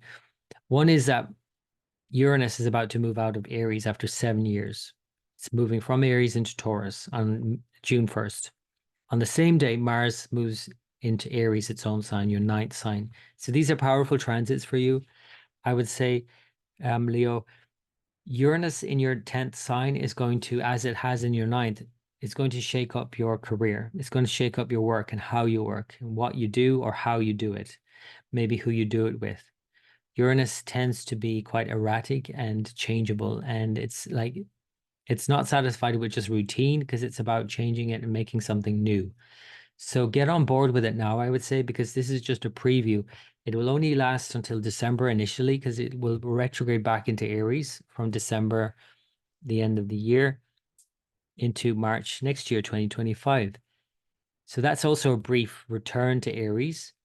So for now, from June to December, consider what maybe gets triggered or instigated, or even just an inner kind of trigger for you to just this sense that you want to change things up. And it might be a small change, it might be a big change. It depends on the person. But generally, Leos are going to go through a lot of change in their work life for the next 7 years. So might as well get on board now. Mars, like I said, is moving into Aries. Again, I'll talk about this more in June, but I just want to give you a heads up. It's an important transit. Mars is in Aries, your ninth sign. It's a lot more directed, a lot more gung-ho and moving forward, a lot more clear about how it can get forward and move to where it wants to be, as it wasn't in Pisces. That's the one thing about May with Aries and Pisces conjunct Neptune and Rahu. It's just not clear, and you might not have a very clear sense of your direction in life and what you're doing, where you're going, and why you're doing it.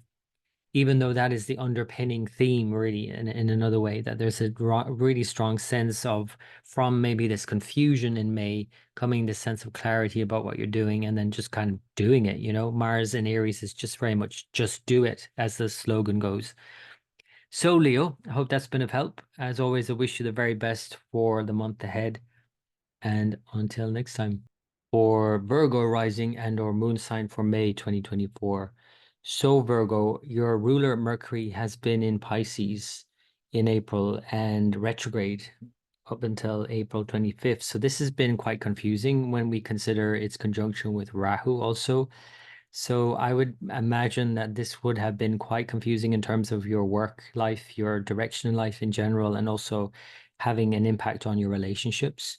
Because of course, if you're not clear about what you're doing and where you're going, and that is going to impact other people as well around you, and how you engage with other people. And Mercury generally retrograde in Pisces is actually not so bad. It's like it's said to be a cancellation of its debilitation, and in fact can behave as if it's exalted. So it could be a very powerful inner time as well. In other words, you could, even though there might have been challenges outwardly to express yourself, there might be a deep inner knowing or connecting to what's meaningful and purposeful in your life. But at the same time, it's still complex. And as it moves forward now into the beginning of May, and until it moves out of Pisces, out of its debilitation by May 10th, there still might be this lack of clarity about how you're moving forward in what you're doing, and to be clear about that. And so it's just, I guess, a time to be patient, especially the first 10 days of the month with Mercury conjunct Rahu. Mercury conjunct Rahu just adds to the sort of distortions of the mind, essentially, and there's probably not a lot of clarity around things, again, work things or personal things or relationships. So that's Mercury in Pisces. And again, like I said, by the 10th of May, after that new moon on the 8th of May, then everything starts to shift around. And the 10th of May itself is a really important time, a new start, and a very auspicious new one at that, in India called Akshaya Tritiya, the third undiminished lunar day, Tritiya. This is when the sun and moon are both exalted. So let me just show you that. First of all, let's look at the new moon. That's on the 8th. It's in Aries. So this is a new start in a way that is not so clear because it's the eighth house, but it's still a new start. And with everything that's been going on for you, Virgo, this is absolutely welcome because there's been a lot of confusion, a lot of setbacks, a lot of lack of clarity, you know, and now that things are shifting around and changing with a new moon here, showing the pivot into a new time, this is, I think, more positive overall. Now, it's still a new moon in your eighth house, and you have to check in with that. And it's a dark moon in your eighth house, so there could be some, darker tones to your thought processes now, and your emotions. And so, to be mindful of that, to be mindful of that, your goals, your ambitions are going through changes essentially for this new moon.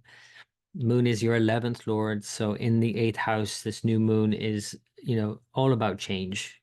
And maybe this is about change in direction as well, because everything is shifted around anyway with Mercury's retrograde and station, and now it's moving forward. And yet it's still not 100% clear, like I said, with it still moving through Pisces. So the new moon, though, is an important one because any new moon it's an important time for resetting an intention to start again. It's not necessarily the day to start something per se, but it's the time to actually set intention around that. And this month especially is important to start something new. And the days after this, so the 2 days after this, on the 10th of May, this is when it's important to use this to your advantage. It's the most auspicious day in the Hindu calendar. It's called Akshaya Tritiya, the undiminished third lunar day. It's when the sun and moon are both exalted, Aries and Taurus. And it's a great time to start something, whatever it might be. It could be any project you're working on, a new job, a new home situation, a relationship situation, a personal intention setting, whatever it is. May 10th, put it in your calendar. This is the time to start something new. It's said to cancel out any other negative influences at the time, with the sun and moon both in their highest dignity and exaltation. So use this time, I would say, and start something, whatever it might be. You can see here the moon and Jupiter are together, and Jupiter now has moved into Taurus, into your ninth sign. So that's another positive shift into May, and especially towards the middle of May onwards, because initially, even though Jupiter has moved into Taurus by the 1st of May, it's in a division of Taurus that is related to Capricorn. So there's an underlying weakness to Jupiter, really. But by the 14th of May, after this new moon and Akshaya Tritiya, Jupiter is more powerful. And it is now in your ninth house. That means it's aspecting your sign, as well as your fifth sign and your third sign. And it's just a lot more positive. And now, of course, this is more especially the case if you're in a Jupiter period in your life, a dasha of Jupiter, a time period of Jupiter. If you're not, it might be just a mitigating factor to ease out other things like Saturn, for example. But if you are, it's just going to be obviously a lot more bountiful because Jupiter now in your ninth, aspecting your sign, it just feels more positive, more hopeful, more optimistic. Light, is rising now on the horizon. And the sun itself will, of course, move into the ninth house by the mid-month period. So this is itself an important time and a time to connect with what's meaningful in your life. Now, the issue here, of course, is that Jupiter is combust. And so, in other words, if you can imagine the sun is rising, the bright sun, and then Jupiter is normally visible, but now we can't see it because it's hidden by the sun. So it tends to hide the Jupiterian things more outwardly initially. That's why I'm saying, especially the beginning of May, but really the whole month of May, even though Jupiter is moving into Taurus, it's going to take a while to settle into Taurus and to get strong there. And even though at the same time Jupiter conjunct the Sun as in combust has this inner strength, this kind of intuition, this inner guidance, that if you tap into that in May, you're more likely to be steered right. If you try and look outward to other people for advice or to find some direction through some external means, this is not necessarily going to be that easy. So Jupiter combust is just asking you to go in and check in with yourself. Now, Jupiter Sun combinations can be in a way, if anything, overly optimistic. This is one of the things about it. It's sometimes overly optimistic and too over, bearish, and it's just, or bullish in this case, obviously bullish because it's Taurus. And even when you think about bull markets, it's kind of like inflated. It's big, it's thinks big, it's over optimistic, it bites off more than it can chew, it's over the top. Having said that, that's still better than having a deflated Jupiter. So again, this is working itself out in May. It's almost like May is a transition of Jupiter into like a more steady position. And it's not so steady in May, but it's moving towards that. So it's on the horizon and you can get the sense of that in May. So that's certainly more positive overall. And for the next year, actually, because May is the start of Jupiter in Taurus, but it'll be there until May 2025.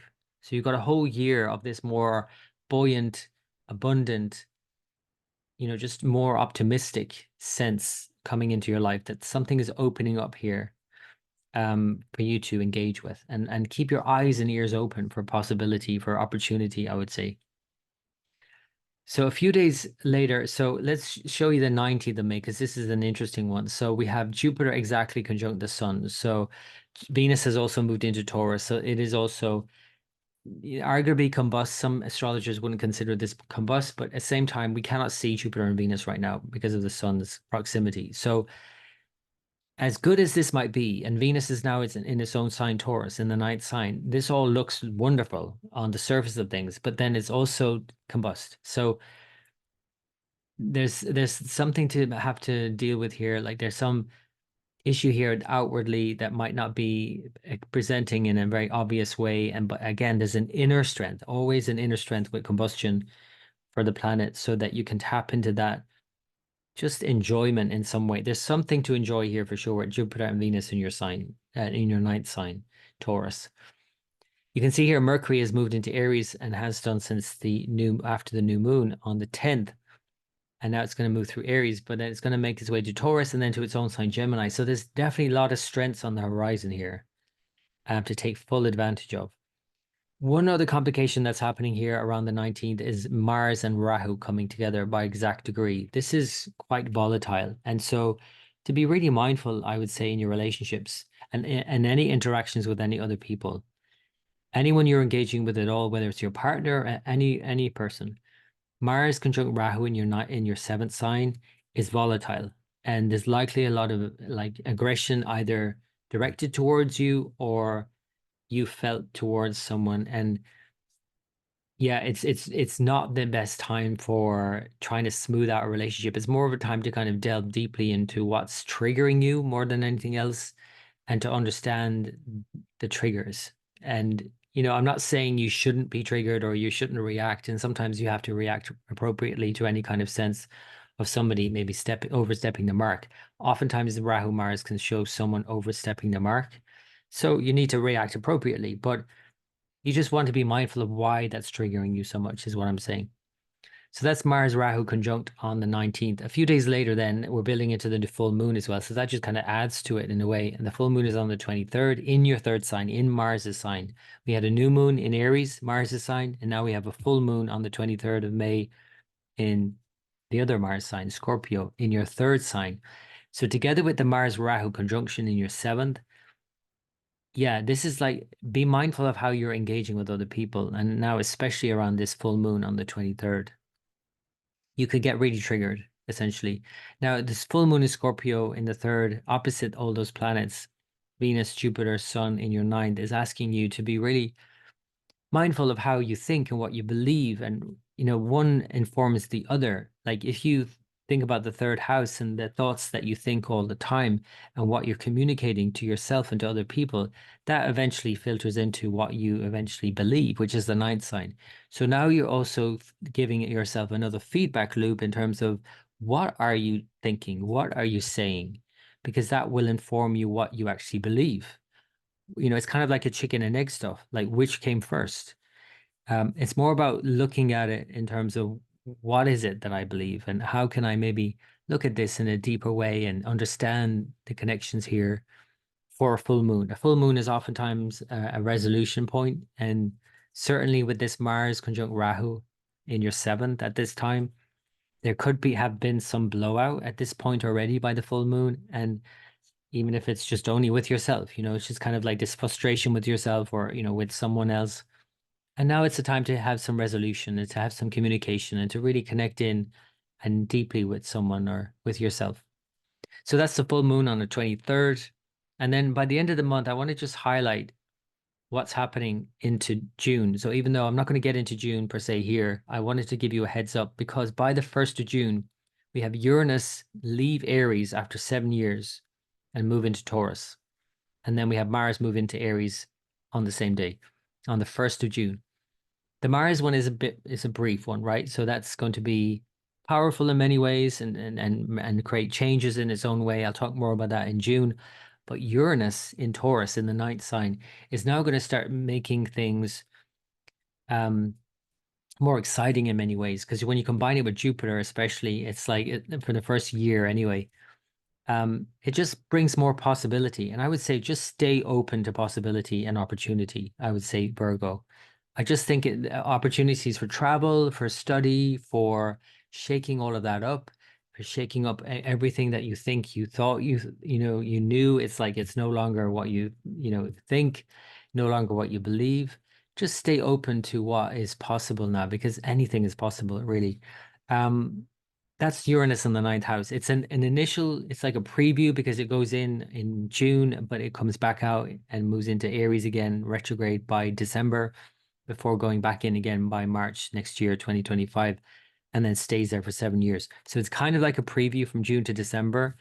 And that could be, again, a travel thing, a study, a new direction in life, a new look on life, a new philosophy for living, You can see here Mercury has joined them as well by the 1st of June. All of the kind or benefic or benevolent planets are now gathered together. Venus, Mercury, Jupiter, in Taurus. Now they're all combust as well. That's a whole other, but at the same time, it's all of the benefics, all of the kind planets really influencing your ninth house, making you think more positively, making you see things more um abundantly. I do think this is a more positive thing coming in by the end of the month. So you can see the month, as in every month tends to be a kind of month of two halves as the moon shifts, as the sun shifts, sorry, by mid-month. But this month is even more a month of two halves in a way, with everything that's kind of very volatile beginning the month into the mid-month period and then ending the month in a very positive way. So I hope that has been of help, Virgo. As always, I wish you the very best for the month ahead. And until next time, for Libra rising and or moon sign for May 2024. So Libra, your ruler Venus is moving through Aries, your seventh house sign, for the first 3 weeks or so until May 19th, and then moves into Taurus, its own sign, its other sign, its more fixed sign, and your eighth sign, where Jupiter has just moved in on May 1st. So there's a shift now between seventh and eighth signs. Jupiter, of course, has been in your seventh sign for the last year, and now it's shifting into your eighth. This is actually seen as a positive thing because the third and sixth Lord, Jupiter, in your eighth sign is like what is called a reversal combination or Viparit yoga by transit. And it takes the maybe sometimes conflicted or conflicting or challenging aspects of third and sixth house, which is about you fighting for something. And it puts it in a place where it overcomes the issue. It's kind of like a double negative. You put one challenging thing into another challenging thing, and then it kind of creates a positive thing. So if you're having to stand up for yourself and fight for something or deal with someone or something, this is probably going to be a better time to do that. In fact, Jupiter in the seventh maybe wasn't the best time to do it. It might have been that you just wanted a peaceful life and not like rock the boat. And now it's a time you can deal with it and overcome it. Or it might just happen. It might just happen that everything gets worked out and everything is solved and there's a lot to overcome here. Jupiter in the eighth house is good for money matters too, in fact, and especially your partner's money, and so, or money coming from other people in some way. Maybe it's an agency, or maybe it's a government thing, maybe it's a loan, a grant, dealing with someone, or maybe it's an inheritance even. I mean, maybe it's a lotto win. Whatever it is, there's money coming to you from the eighth house with Jupiter, in some shape or form, and to whatever degree. It might be a small amount, it might be a bigger amount. Of course, if you're in a Jupiter time period, it's more likely to be a substantial amount and an improvement in some way, shape, or form for Libra. So finances is indicated here because, of course, Jupiter in the eighth will aspect the second sign, so increase your bank balance. However, that money comes into you, it's going to increase your bank balance most likely.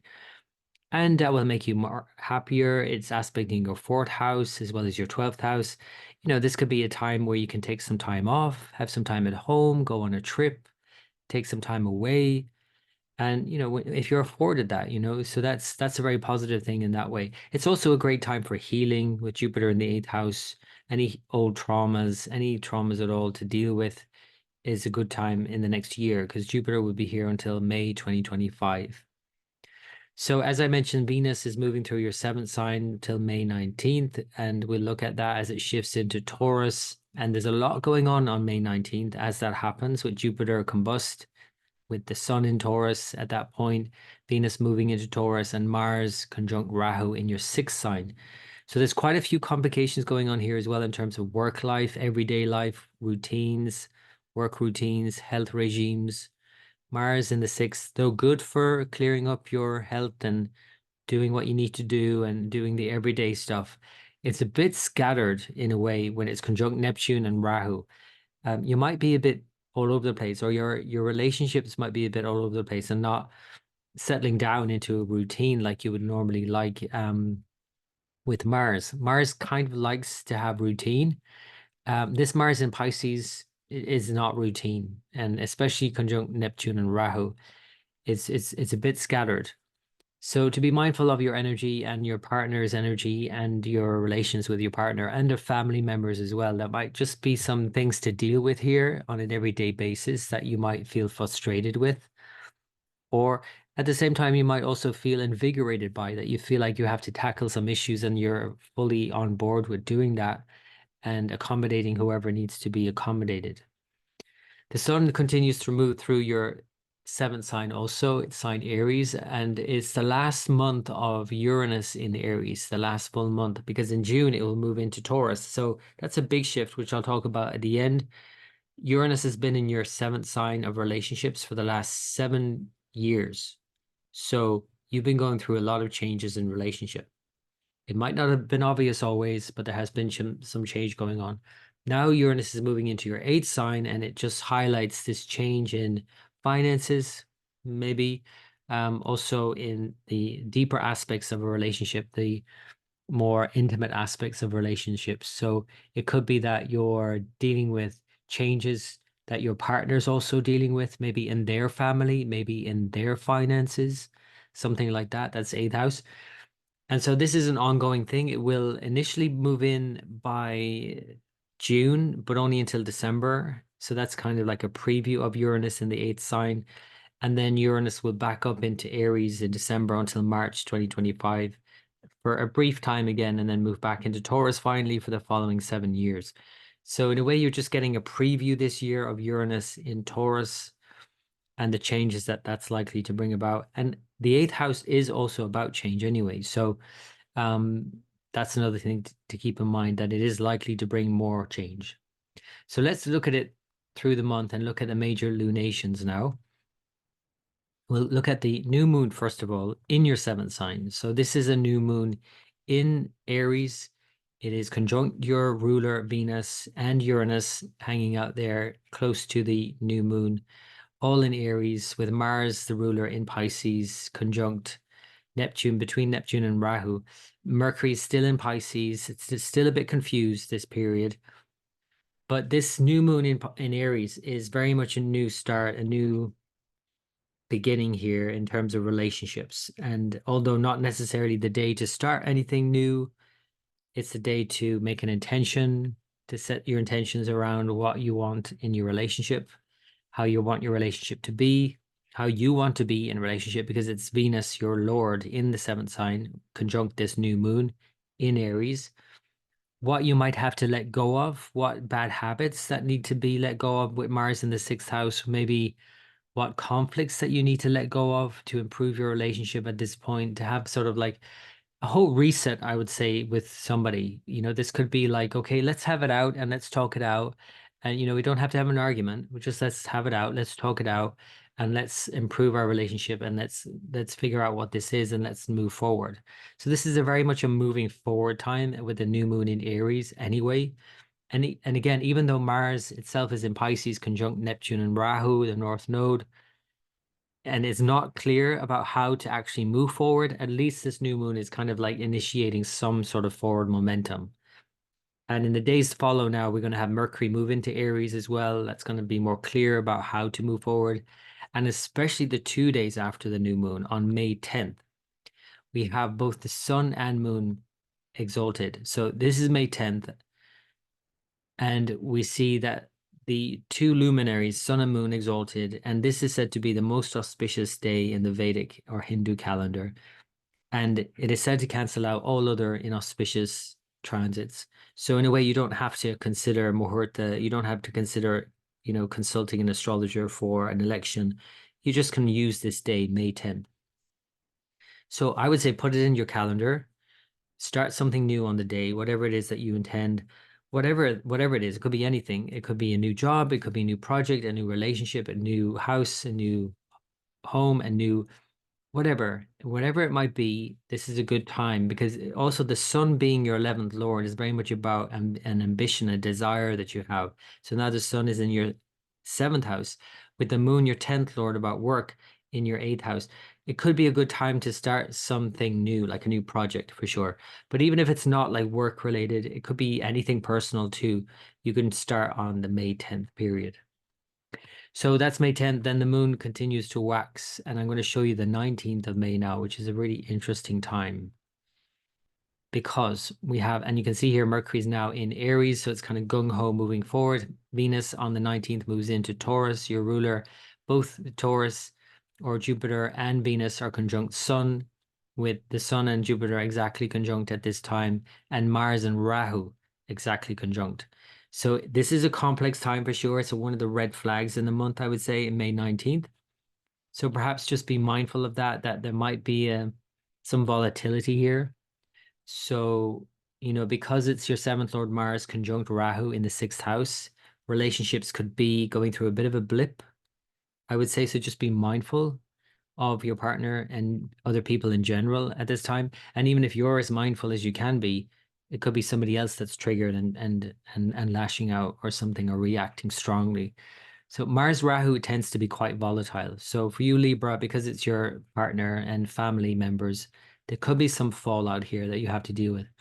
At the same time, Jupiter conjunct Sun is, it's burnt up, it's combust, it's not visible, and you might be feeling that, and you might not be clear about what to do around the situation, around, it could be a relationship situation again. So there might be unexpected something or other coming along as well, and that you're having to kind of think on your feet.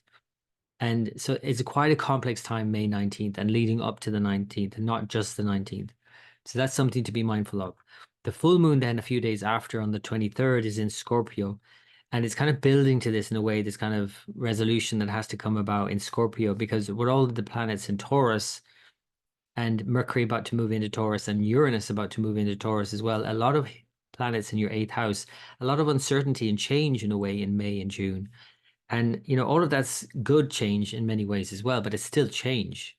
And now this full moon on the 23rd of May is asking you to solidify something, to really resolve something within yourself, and to kind of have some, downtime at home and with family, and just treat yourself to something nice, to, not, allow your mind to spiral into any kind of negative way of thinking, because full moon in Scorpio has a tendency to maybe think catastrophically. So just be mindful of this around the 23rd. It's a brief time. It's only a couple of days with a full moon in Scorpio. So just around this time, be mindful, I would say.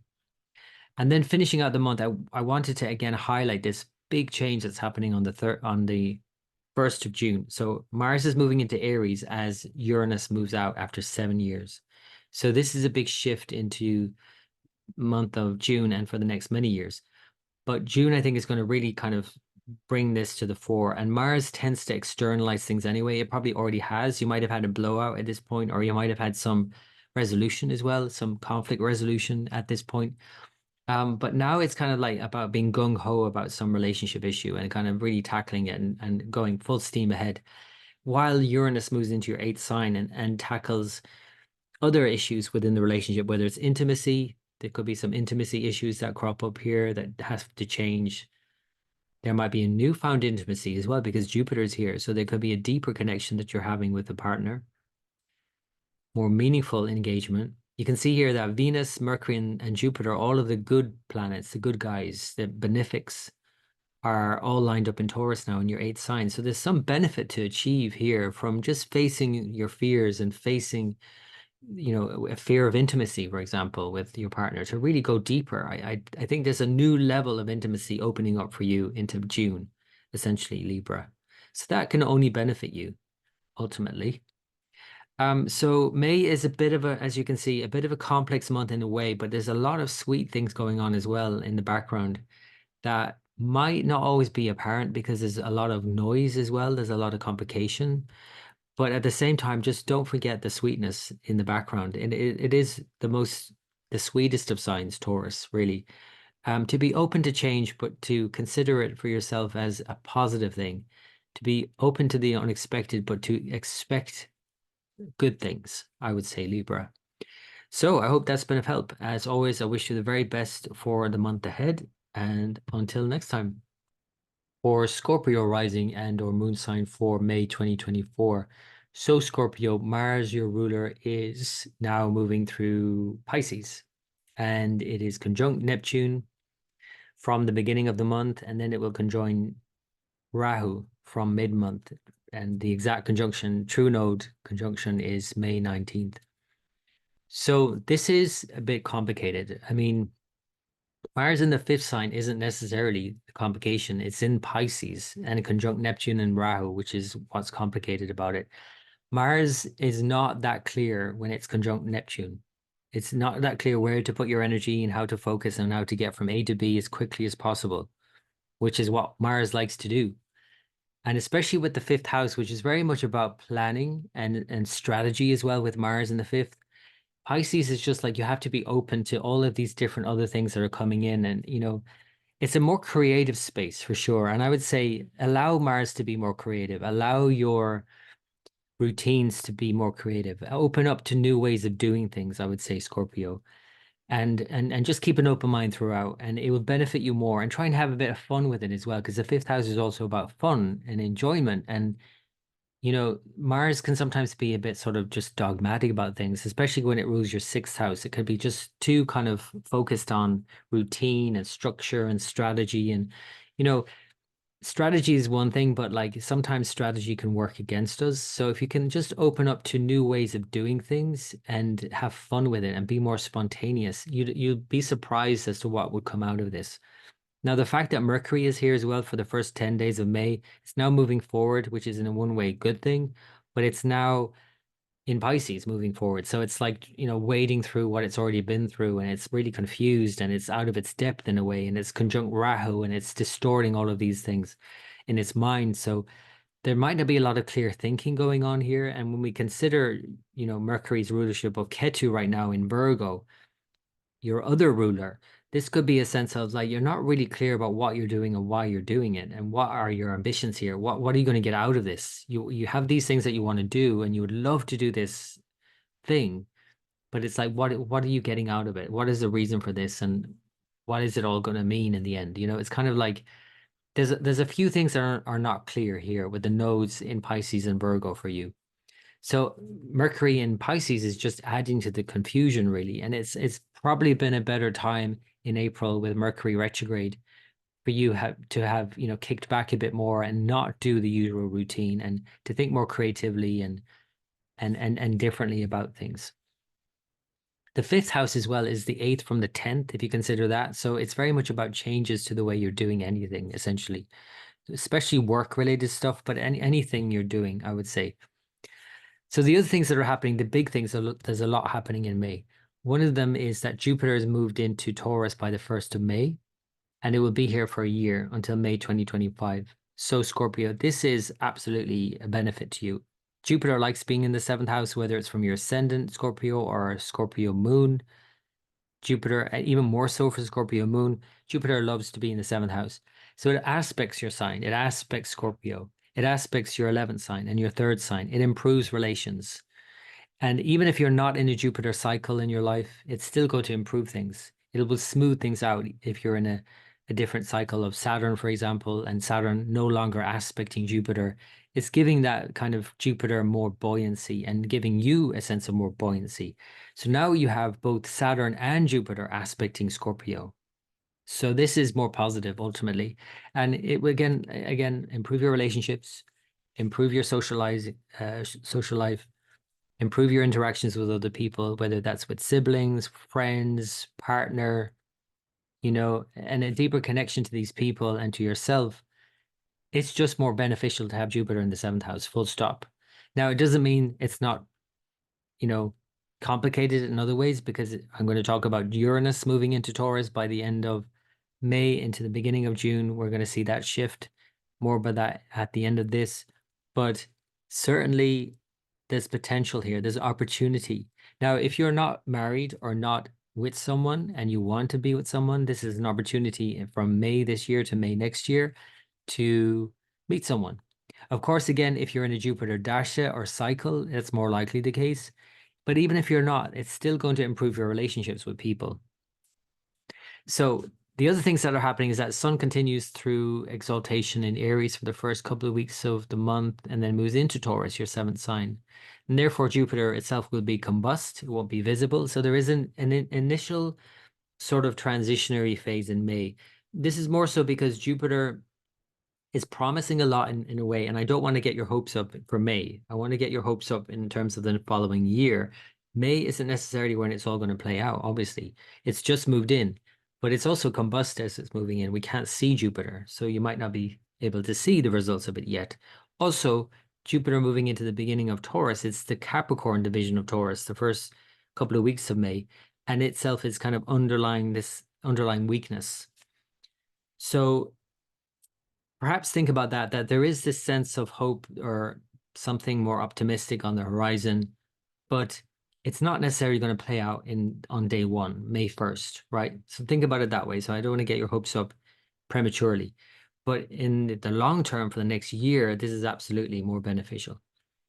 Venus is in the 6th house as well, which is not necessarily Venus's favorite place, but itself will move into your 7th sign by May 19th. And a lot shifts around May 19th, which I'm going to show you now. That is also more positive by the end of the month. So really, it's a month of 2 halves, which you might say every month is. The sun moves sidereal signs by mid-month.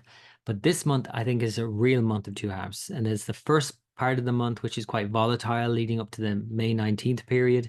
And then the second part, where Jupiter comes into a stronger position by the end of the month. Venus is coming in there. And then the sun moves on in June, and then Jupiter is no longer combust. So there's a lot of on the horizon here. It's almost like May is like seeing it on the horizon, but you're not quite there yet. You're like making your way there, I would say. And by the way, there means better relationships, better interactions with people, just a nicer time overall, and a deeper sense of connection to people makes you feel a lot more comforted in yourself, a lot more, you're just obviously feeling better about yourself as well, which is also going to add to those better relations, essentially. It also could lead to better earning capacity as well. That's another thing about Jupiter in the 7th. It aspects the 11th. So that's a thing. But then it also increases your 3rd house aspect, so that you could be earning more, but then also enjoying yourself more and spending a lot on socializing and traveling and things like that. Nothing wrong with any of this, of course. One thing to be mindful, of course, is that just as with Taurus, have to be mindful of putting on weight. You might be just mindful of that Jupiter aspecting your rising sign, especially. Not so much with the moon sign, but for rising sign, unless the moon, of course, was your ruler for Cancerians and the moon was in Scorpio. But any rising sign Scorpio would have to be mindful of putting on weight with Jupiter in the 7th house, especially if you're in a Jupiter cycle. And again, that might not be a bad thing if you need to put on weight. It really depends. But if you are already thinking about your weight and then Jupiter comes along and then you're eating lots of sugary, carby foods, then that's something to be mindful of. So let's move this forward and see how it all pans out. I'm going to first show you the new moon, which happens in Aries on the 8th. So this is a new moon in your daily routines, in how you go about doing anything, strategy, health, healing, working, managing things.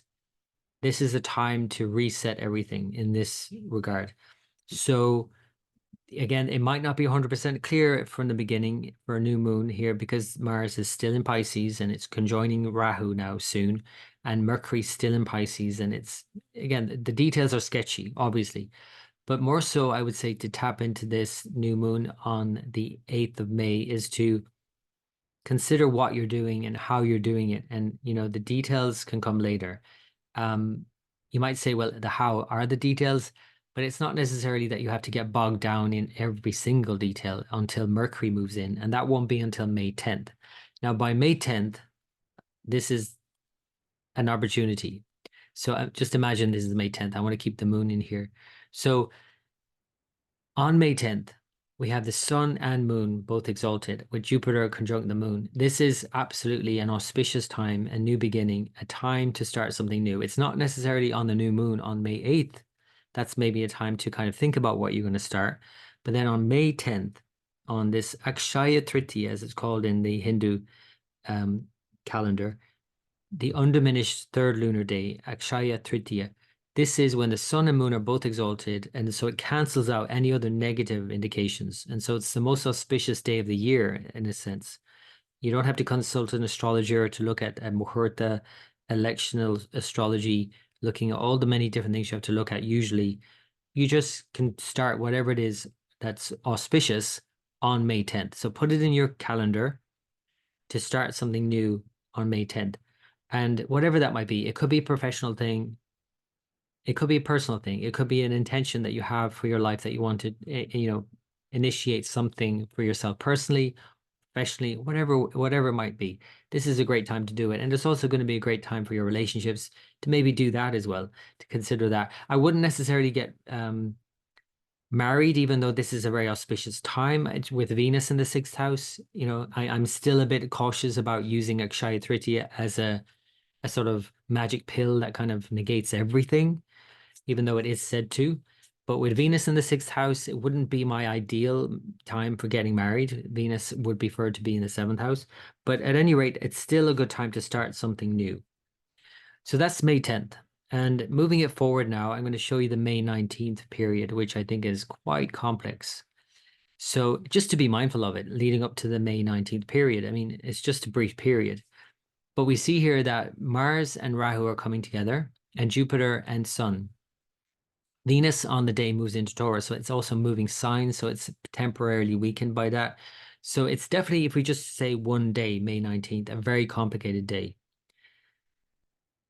Jupiter is combust, we can't see Venus. It's strengthened in one way, in a more internal way, but the outer significations are challenged. So there could be some challenge here in terms of your creative output. Maybe if you have children, it could be some money issue. It could be some relationship issue. Relationship issue, I think, would be a key thing here because it's Venus moving signs, Jupiter, your 5th lord, combust, right? So we can't see Venus and Jupiter now. As good and as enjoyable as they may be in your 7th house, we don't see them. And so if you can't see them, then you might not be able to see evidence of these planets, of these good guys and all the benefits. But if you can just remind yourself of the internal significations of Venus and Jupiter, the strengths that they have within. Venus's appreciation is like an appreciation for whatever it is. And Jupiter is a meaningful engagement and a more intuitive sense of what is right. For example, if you go and try and find somebody to give you good advice at this time, you might not be able to find them. Jupiter is not visible. But if you go within yourself and connect with your intuition, then you might have a real strong intuition about something or somebody, right? So that's Jupiter, Venus combust in Taurus. And at the same time, your Mars, your ruler, you are Mars ruled. It's exactly combust Rahu or conjunct Rahu, like eclipsed by Rahu. moving over this eclipse degree now as well in the coming days by the end of May. It's a bit complicated. There's a lot of triggers here. Now, it is the fifth house, so it's not necessarily bad. It's just, it's interesting. It could be fun. It could be spontaneous. It could be something coming out of the blue. Again, I would tie it very much into relationships. So it could be someone you meet at this time that really shakes things up for you. So just be mindful, I would say. That's all. And the other thing to be mindful of with Mars Rahu is your energy. Your energy could be all over the place, like up and down. And it could be because of somebody or something that's happening or some enjoyable experience. As enjoyable as it might be, it could be just too much. And your nervous system could be really like not handling it well. This is what Mars and Rahu together suggest. So that's again just something to be mindful of. A few days later, we have the full moon in your sign. So on May 23rd, full moon in your sign is full on. I mean, this is where you really could use some time out to balance everything that's been happening, all the shakeups, as fun as they might be, because I think there's a lot of fun things going on here, like lots of fun, lots of relationship stuff, lots of socializing and like engaging and having lots of fun. But this full moon in Scorpio is maybe a time to just kind of slow down a bit. The full moon is full on and it's maybe too much. And also because it's a full moon in Scorpio, it's asking you to balance out all those Taurian enjoyments and relationship things with your own sense of self and your own sense of direction and clarity about who you are and what you stand for. Sometimes, of course, other people can pull us out of that. And this is what indeed might be happening in May for you. And that to kind of re-engage with that deeper core part of you, I would say, for this full moon. So that's full moon in Scorpio. Just want to finish out the month by saying this, even though we're getting into June. I want to mention this because it's important. In June, on June 1st, Mars moves into Aries as Uranus moves out of Aries after 7 months or after 7 years in the sign. Uranus has been in Aries for 7 years. It's now moving out on June 1st. So I just want to give you a heads up now. It means that this is in a way more positive because Uranus in Aries in the sixth sign, very much about routines. Uranus doesn't really do routine. Let's face it. Uranus is about change. And the sixth sign would ideally, even though your sixth sign is a movable sign, so it tends to change anyway, in the last 7 years, it probably has changed a lot. And sixth sign is about how you do things every day. And that's not necessarily good because if you keep changing it up, you're not sticking to a routine, especially a health routine. That might not necessarily be a good thing. Now, after 7 years of not sticking to a routine, in other words, now it's moving out. And who's moving in? Mars. Mars is moving into your sixth sign, and that is definitely about getting back onto a routine in June. So that's not a small thing at all. That's a huge thing. I wanted to mention it now, and I'll talk more about it in June. And I'll, of course, talk more about Uranus in Taurus, in your seventh whole sign, not just in June, but for the next 7 years. So that's going to shake it up. And your relationships are about to go through like the tumble dryer. Like it's going to go through a lot of excitement, a lot of change, and it's going to be full on. And it can be very enjoyable and exciting and all of that. But you have to obviously be mindful of how you deal with other people now. You're going through all of these changes, very personally, but also how that impacts your relationship. If you're in a relationship, of course, that means you are going to go through changes in that relationship. It might be that you have to change it up with that person. If you're not in a relationship, any person you meet at this time, which is also highly likely that you would attract somebody into your life around this time, with Venus there, Jupiter, Mercury, Uranus, Sun, it's a lot going on. If you meet somebody at this time, it's likely not going to be boring. That's never the case. It's likely going to be very exciting from the word go. So anyway, I'll talk more about that in June. For now, I hope that's been of help, Scorpio, and I wish you all the best for the month ahead. And until next time. For Sagittarius rising and or moon sign for May 2024. So Sagittarius, your ruler Jupiter is about to move into Taurus. This is a big move as it has spent a year now in Aries and will move into Taurus for a year, your sixth whole sign.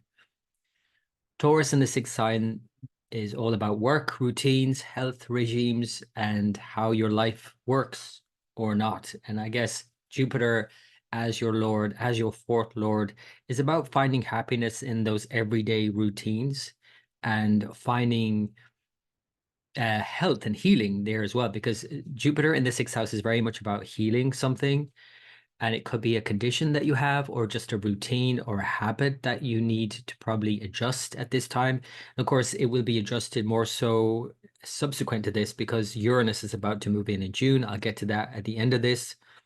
But also even during Jupiter's retrograde later on in the year, from October to the new year, there's a lot of, readjustment going on in terms of your health and healing and daily routine and work routines as well. Of course, Jupiter in the sixth house will aspect your 10th and second house. So it does suggest that more work is potential here, and then therefore more savings, more money. So if you work more, obviously you can earn more and make more money and save more money. It also aspects the 12th house though. So it's very much about increasing expenditure, but that itself suggests that if you're spending more, that you're earning more, that you're working more. So all of that ties in with Jupiter in the sixth house. So that's the biggest shift that's going on for you in May and for the next year until May 2025. There's a lot more going on though in May, and there's Mars retrograde, or Mars conjunct Rahu. It's currently conjunct Neptune into the beginning of the month. That itself is a bit, confused, and together with the Mercury in Pisces in your fourth with Rahu, very confused, I would say. And it's very hard to make decisions around things and to be very clear about what you're doing when Mercury is in such a state. And then when you add in Mars, which is your fifth lord and your 12th lord in the fourth, it's very hard to be very clear about where to direct your energy and to be very decisive about things. And added to that, that Jupiter is moving signs, that kind of adds more, confusion essentially. So even though May promises a lot, it's kind of like more so that everything is on the horizon. And even if we consider that Jupiter, though moving into Taurus, its first ingress into Taurus is not necessarily the strongest position, because the 0 degree Taurus to 3 degrees 20 minutes of Taurus is the Navamsha or ninth division of Capricorn. So there's an underlying weakness the first couple of weeks of May until May 14th. So in other words, there's a lot hanging in the air right now. It's not very clear. There's a lot of confusion. It might feel like there's things possible up ahead, but that it's not very clear right now what's to be done. And all of that gets ironed out in May. In a way, May is a mixed bag for that reason. There's a lot of sweet transits going on as well by the end of the month, more especially, but leading into June more so. And so if you think about May, therefore, it's a kind of transition month, that would probably be a better way for you to handle this. As I said, Mars is conjunct Neptune in the beginning, and then later on by the May 19th, just as Venus moves signs and Jupiter itself is conjunct the sun by degree, i.e. combust, that's a real pivotal time, I think, May 19th. So I'm going to show you that as well. But first, let's go to the lunation. So the first major lunation is the new moon on the 8th in your fifth host sign, Aries, with Venus there, with Uranus about to move out of there. And this is a reset. Obviously, every new moon is, but this is a very special reset. More so the 2 days after this, on May 10th. It might be later on in May 9th, depending on where you are, but it's for most people, May 10th, where we have the sun and moon exalted. This is called Akshaya Tritiya, the undiminished third lunar day, Tritiya, and that's May 10th. So this is a time definitely to put something in your calendar, like to start something new. If it's a new project, a new whatever, a new relationship, a new house move, a new plan to do something, even if it's just the intention to do something without putting pen to paper or starting something officially, this is certainly worth using, because you've got sun exalted in your fifth, you've got moon exalted with Jupiter settling into Taurus. It's a very auspicious time. It cancels out all the other negative indications as well. And there are some, but at any rate, they're all said to be cancelled during this particular day. So you don't have to consider Muhurta, electional astrology. You don't have to consult an astrologer. You just know that May 10th, early on the 10th, maybe depending on where you are. I might even be later on the 9th, but it's the whole third lunar day, essentially. And that's a time to take full advantage of, I would say. You can see here as well that Mercury is about to move into Aries. And so after this new moon on May 8th, which is itself a reset and not necessarily the time to start something, but the time to intend something. And because it's your fifth house new moon, it's definitely time to plan something, I would say, around the 8th of May. Then the 10th of May to actually do something around it. And then Mercury moves into Aries, your fifth sign, later on the 10th of May. And so that's definitely a time for new starts and new beginnings and new plans and have a good strategy going on here, right? So this is then going to move forward as we see the moon move forward, and then I'm going to show you the 19th of May. This is where the sun has moved into Taurus mid-month, as it does every year, highlighting again routines, work, health, all of those things. Jupiter is exactly conjoined the sun. So this is where you might feel again that Jupiter isn't necessarily bringing the goods yet in May because of its transition and its initial weak transition. It's settling into Taurus now. It's moved past the Capricorn Navamsha, but now it's combust. So when a planet is combust, it is like burnt out, and you might feel burnt out at this point by the end of May. So it's important to take time with this and to acknowledge the strengths that lie within for Jupiter combustion. The outer significations of Jupiter can be burnt up. You cannot see Jupiter. Jupiter is hidden by the sun. So if you can't see it, you're not clear about how to move forward. And because Jupiter rules your first and fourth house, it's very much about your direction in life and where you're going. And so this isn't very clear as yet. Again, at the same time, it strengthens its inner significations for Jupiter. That's very much about an inner knowing and intuition. So it's a deeper sense of self-awareness, because Sun Jupiter is like almost like over the top sense of self in a way. That's one of the downsides in a way of Jupiter's Sun.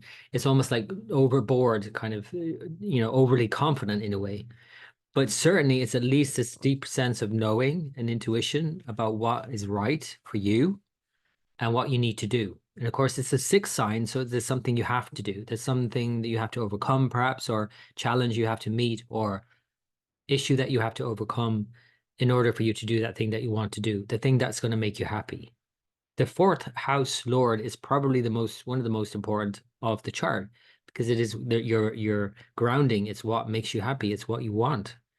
So its position is very important to keep an eye on as it transits around. So now Jupiter in the sixth is about, again, tackling those day-to-day tasks, dealing with your responsibilities and doing what you need to do that thing that you would love to do. So that's the 19th. But adding to this complexity, you can see here Venus is about to move signs. So it is itself weakened at this point, moving signs. It is moving into its own sign, so it's strong in Taurus, but it hasn't made it there yet. So there's a real tricky sort of juncture here. And added to that further, if I bring it forward, you can see Venus has moved into Taurus by the 20th. Mars and Rahu are exactly conjunct at this time as well. So it just adds further complexity. And they're in Pisces, Jupiter's sign. So Jupiter's combust, not visible, going through a process of purification, burning up. And now Mars itself is burnt up with Rahu in Pisces. So this obviously is complex. And so to be patient around this 19th of May, 20th of May, really leading up to this period as well for the weeks before, is necessary in May. And, there are many things you can do with these transits. You can plan, you have a plan with Mercury now moving forward in Aries. You can improve your life and routines. You can get all of that thing sorted.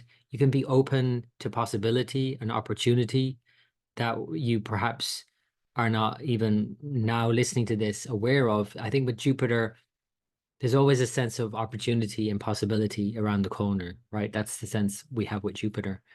Saturn's aspect no longer impacts Jupiter as strongly. It doesn't have a drishti, an eye on Jupiter anymore. So this kind of like the first time in so many years that Jupiter is free to expand in a way. So obviously with Jupiter in the sixth house, you don't want to expand the negative indications of the sixth house. So you don't want your waistline expanding, for example. You want to make sure that you're eating well, that your diet is good, that you're not overly loading on carbs, for example. Jupiter loves its carbs, sweet tasting foods. And so just things like that. It's just being mindful of the downsides of a sign and then mindful and accentuate the upsides. And the upsides of the sixth sign, again, is to enjoy the everyday stuff, enjoy your routine, enjoy your work, enjoy your habits, enjoy your exercise, enjoy your food, good food, healthy food. So that's what I would say about the 19th. Let's move it forward to the full moon then on the 23rd. It's in your 12th house. It's in Scorpio. It's a full moon in Scorpio, and that is a full-on full moon in Scorpio. But it is essentially balancing out the Taurian vibe, the good vibes in Taurus with Scorpio. And a full moon in Scorpio asks you more specifically to let go and to surrender and allow more and not to be always strategizing, I would say. Excuse me. So the thing about Mars as well, about to move into Aries in June, is that that's a great time for strategy. In a way, May is less of strategy and more of being open-minded and allowing. There is still a strategy involved with Mars everywhere it goes, and you do want to do that, but it's just a less of that in a way than in June. In June, it's full on because Mars is in Aries and you're gung-ho and planning and going forward. In May, it's kind of like working a lot of things out still, and you can see it on the horizon, but you're not quite there yet. That's the thing with May, and it might feel frustrating for that reason. So this is an important time because we have a new moon in Aries and a full moon in Scorpio, so they are Mars's signs. So to consider that Mars in your fourth house, and you might feel like a bull in a china shop at many times in May, where you feel like you want to just get out and go and move and do things, but you're like at home. Things like that might crop up. This full moon in Scorpio, though, is a time and opposite Jupiter and Venus and combust Jupiter at that, and your Lord combust is a time to find balance between the daily routines and just letting go and allowing and just taking some time out at this point. I would say this full moon in Scorpio, 23rd, 24th, would be a time to just take it some time out and go away somewhere or just take some time out on your own, even at home. And especially after the Mars conjunction with Rahu, it's over now. It's still triggering the eclipse though, Mars. So it's bringing something to, to your awareness in terms of changes in the home situation. So that's a whole other, but so you might feel, oh, I can't really kick back at home because there's other things that I have to deal with. But still, you could take some time out some way or other. And this will be the time to do it. And to consider and obviously to acknowledge the changes that are happening in your home with Mars now triggering it. And maybe plans that you want to make around that. And to be open to that for sure. So that's the full moon on the 23rd. And then just to play it out for the end of the month, I want to just show you the beginning, even though we're getting into June, I want to show you the shift. So Uranus moves out of Taurus as Mars moves in. So you can see this. This is going to be a powerful month coming up in June. Mars in your fifth sign, really gung-ho about planning, about doing, about strategy. Even more strategy involved here. Then you have all of the benefics. Mercury's moved into Taurus with Venus and ruler of Taurus and Jupiter, your ruler, all combust, but then all in the sixth sign together. It's definitely a powerful time to connect with your work routines and health and improve your health and make your life better, improve your life or in every which way, I would say. This is an important time. But the big shift is the Uranus. So I'll talk more about this in June, and I will be talking about it a lot more, because this is now the big shift with Uranus moving into Taurus for the next 7 years. It's a preview initially because it's going to backtrack into Aries by December and then move back into Taurus March 2025. But really from June to December this year, Uranus and Taurus is giving you a hint, at least, at the changes that have to happen in your daily routine and your work, how you work. It's sixth house is very much about how you do things, like everyday things. So I would say keep an open mind about how you do things and that you have to change it up. And your routines are going to go through this shakeup.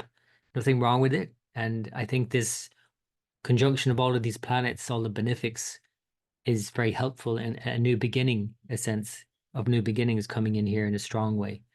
So anyway, I'll talk more about that in June and many months and years to come, of course, if you're still with me and following this channel. I hope you got something out of that, Sagittarius, and I wish you all the best for the month ahead.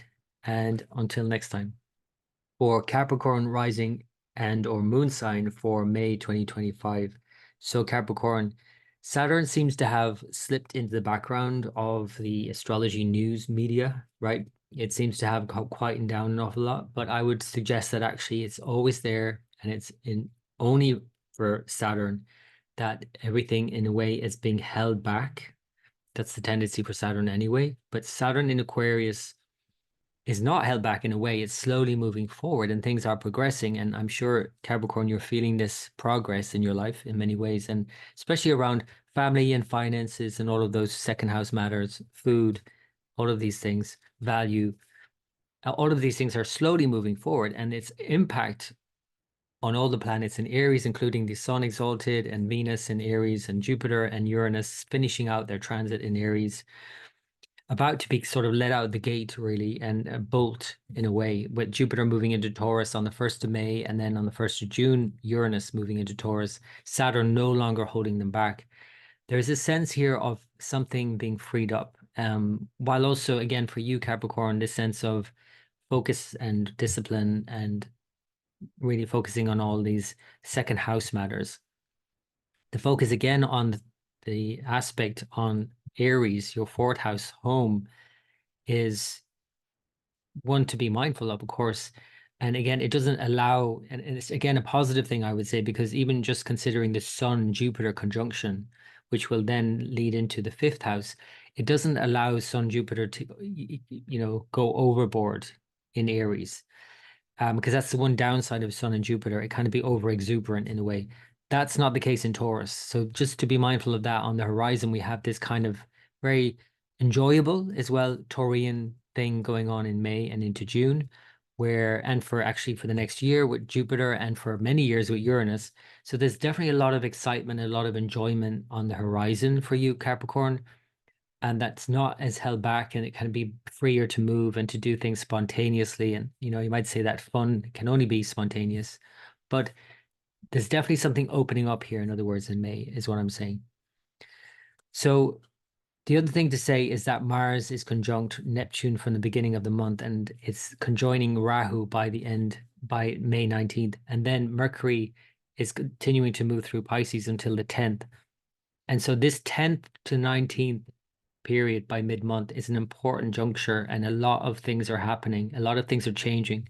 There's a lot of complexity as well, but it all kind of gets worked out. And by the end of the month, there's a lot more positive astrology going on. But really, the beginning, middle part of the month is a lot of complexity as well, despite more positive astrology as well. So for you, this Mars is in the 3rd sign with Rahu and Neptune. And so there's a lot of issues here around traveling and communication, obviously. So to be really mindful and to, take a step back, perhaps for the first week of the month at least, about these things, because Mercury is just confused when it's debilitated and conjunct Rahu. Mars conjunct Neptune and then Rahu is just not very clear about how to move forward, at least move forward in a direct line. It's very hard to kind of get very clear about how to communicate, even though Mars likes to communicate very directly. In Pisces, it's not able to. And then more especially conjunct Neptune and Rahu. It's kind of blocked from doing so. It just makes everything a bit diffuse and a bit confusing. So that's Mars. And they are the main transits. I want to show you, though, the major lunations. And the first one is in Mars's sign. We have actually 2 Mars lunations, a new moon in Aries and a full moon in Scorpio. This is your 4th and 11th signs. So this Mars is playing a big role all month. And then because Mars is in Pisces, Jupiter sign, Jupiter moving into Taurus is another key part of the month. So the new moon is on May 8th. Now, this is an important time. Any new moon is essentially, but this one in particular, because 2 days after this, I'll show you here, moon is in Taurus, so it's exalted. So the sun and the moon are both exalted on May 10th. This is called Akshaya Tritiya, the undiminished 3rd lunar day, Tritiya. This is the most auspicious day of the year, essentially. It cancels out all the other negative influences. It's said to be the best day to start something new, something auspicious, obviously. And so if you want to start something new, a new project, a new whatever, a new home, a new, it could be anything, a new job, a new project, a new relationship, maybe, whatever it might be, or just a new personal intention. You could use it for that. Just set an intention for yourself on May 10th. Now, of course, the new moon is May 8th, so you maybe could formulate that idea in your mind about what you want.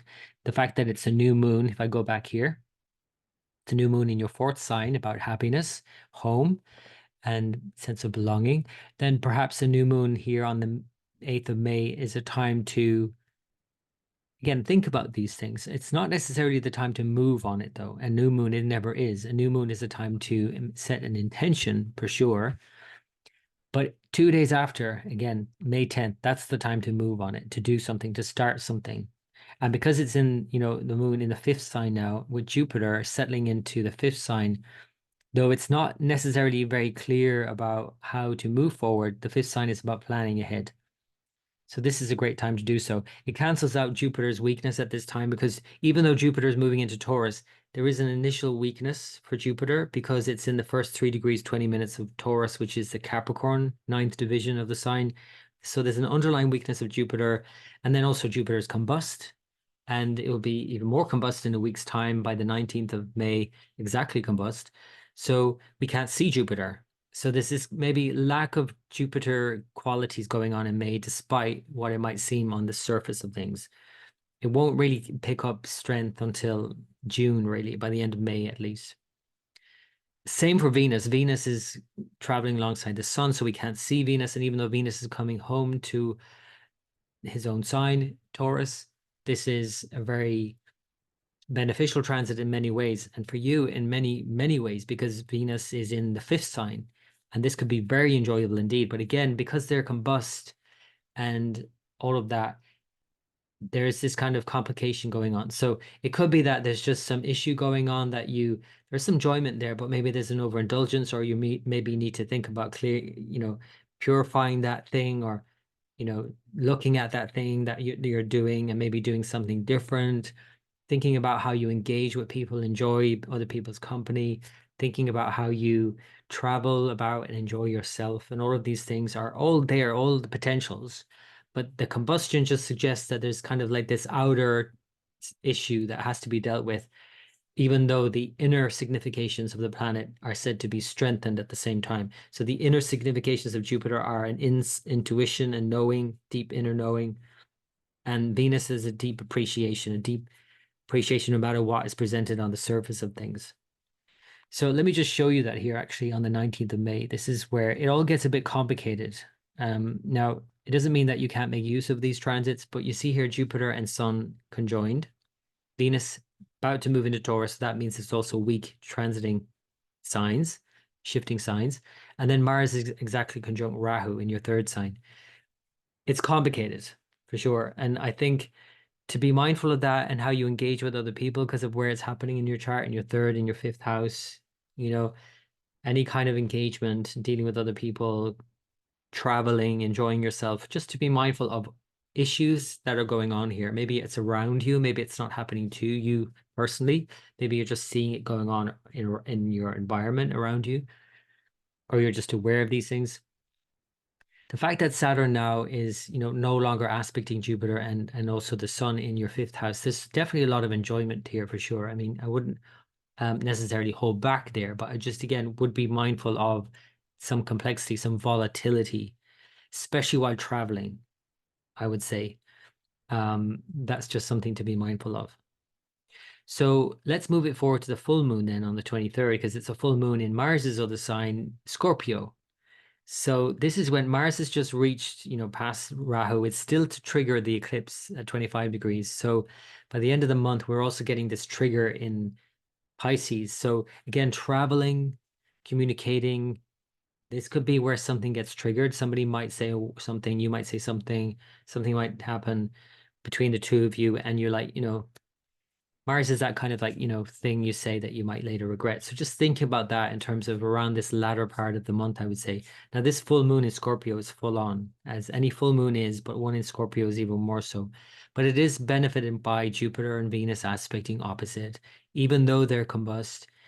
There is a lot of benefit here. And it's almost in a way a balancing act between these enjoyments in Taurus and this higher ambition that you're looking at here in Scorpio. It is just a couple of days, 23rd and 24th of May, but it's an important time of resolution, I think, around your higher ambitions and goals in life. And, you can enjoy yourself all the time, but like the fifth house, if you just focus only on the fifth house, your life wouldn't be very balanced if you're just always enjoying yourself. The 11th house is about thinking about bigger issues and bigger concerns and your ambitions in general. And, if you're, thinking about your work life, you're thinking about having to earn money to enjoy yourself. You have to keep earning money, obviously, if you want to keep enjoying yourself. So that's the fifth and 11th houses. So that might be a theme here for the full moon. So that is the full moon. It's quite full on, like I said, but as anything, we can manage them all. This is when you can see here by the 26th, 27th, Mars is conjunct the eclipse degree in Pisces in your third. Again, something just to be mindful of as a trigger when traveling, when communicating, when doing anything with people, engaging at all with people, even writing that email, hastily written emails, things like that. Just be mindful. And then it finishes out the month. I want to show you this shift that happens next month, but I want to show you now because it's a big deal. Mars is going to move into Aries on June 1st. This is itself a big deal, I suppose. It's moving home. It's a very strong position for Mars in your fourth house. This is great. And it's moving in just as Uranus has moved out. Uranus has moved out now after 7 years in Aries. So the last 7 years have really shook it up in your home life, essentially, because of Uranus. Now Uranus is stepping into Taurus for a preview until December only, June to December. It goes back into Aries in December until March 2025, when then it will return to Taurus for 7 years. So in a way, this June to December period is a preview of what Uranus in Taurus promises. And it promises change at every turn, essentially.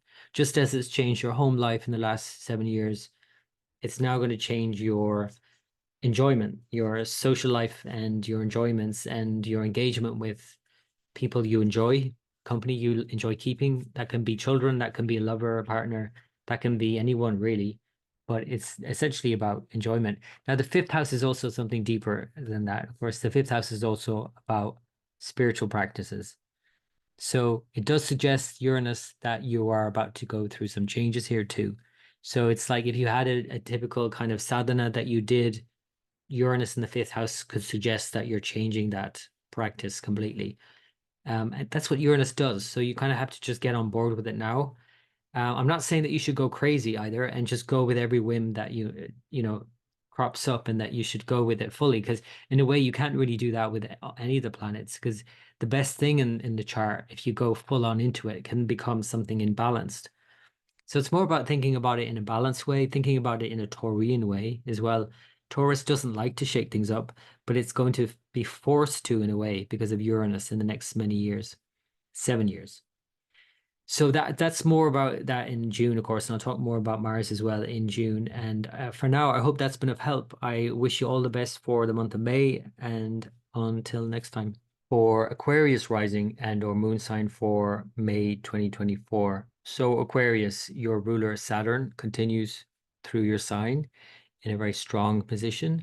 Perhaps not as strong as it was in the first 22 degrees of the sign. It's now in the Navamsha or division of Aries within Aquarius.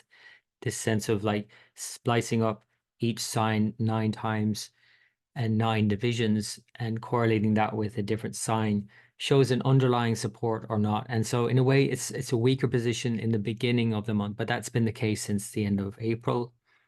Now it's going to move out of that division in the coming days into May. And so it's a stronger position for sure. And overall, it is just stronger in Aquarius. It is basically a strong position for Saturn. It rules the sign. So you're feeling stronger in many ways, even if there was an underlying sense of weakness or some challenge that you might have been dealing with more recently. It is a brief time. So into May, there's this continued strength with Saturn. And then your other ruler, Rahu, is in Pisces, your second sign. So it's really getting you to focus and maybe hyper focus on money and values and issues around family and wealth and things like that. And food as well might have been an issue and might continue to be an issue with Rahu in the second. Rahu tends to exaggerate things and make you obsess about things. So just being mindful, I suppose, of your diet, of your finances, of your family dynamics, and making sure that you're not getting obsessed about them in one way. That's Rahu's tendency, or lose perspective by just hyper focusing on it. Mercury, of course, has been retrograde here recently, and so that would have been really mixing it up, maybe challenging it in another way. And now it's moving forward at least, but yet still Mercury until the 10th of May is still debilitated in Pisces. So there might not be a lot of clarity about how to move forward here, whether it's with your finances, your diet, your family, whatever it might be. And then Mars also thrown into the mix can bring some frustration as well, and not being very clear about how to direct yourself or what to say at times.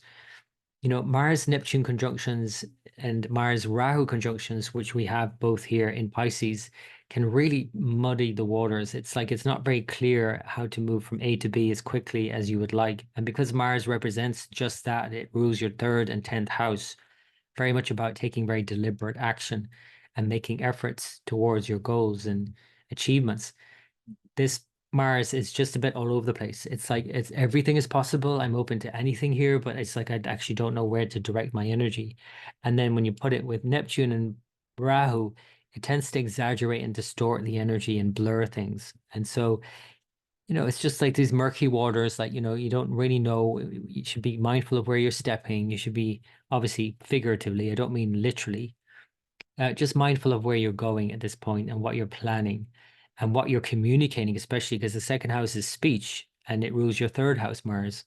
So, especially with bosses at work, especially with anyone at work, actually, but I would say more so the boss at work or someone is in charge of you, the 10th Lord, making sure that you're very on it in terms of communication and yet still being open to the possibility that you're misunderstood or you say something that is taken up a different way in some way or is not 100% clear. To be clear here it's not easy to be clear with Mars conjunct Neptune and Rahu in Pisces for sure, but you can be more creative, you can be more, and even if you can't be clear, you can be more creative essentially.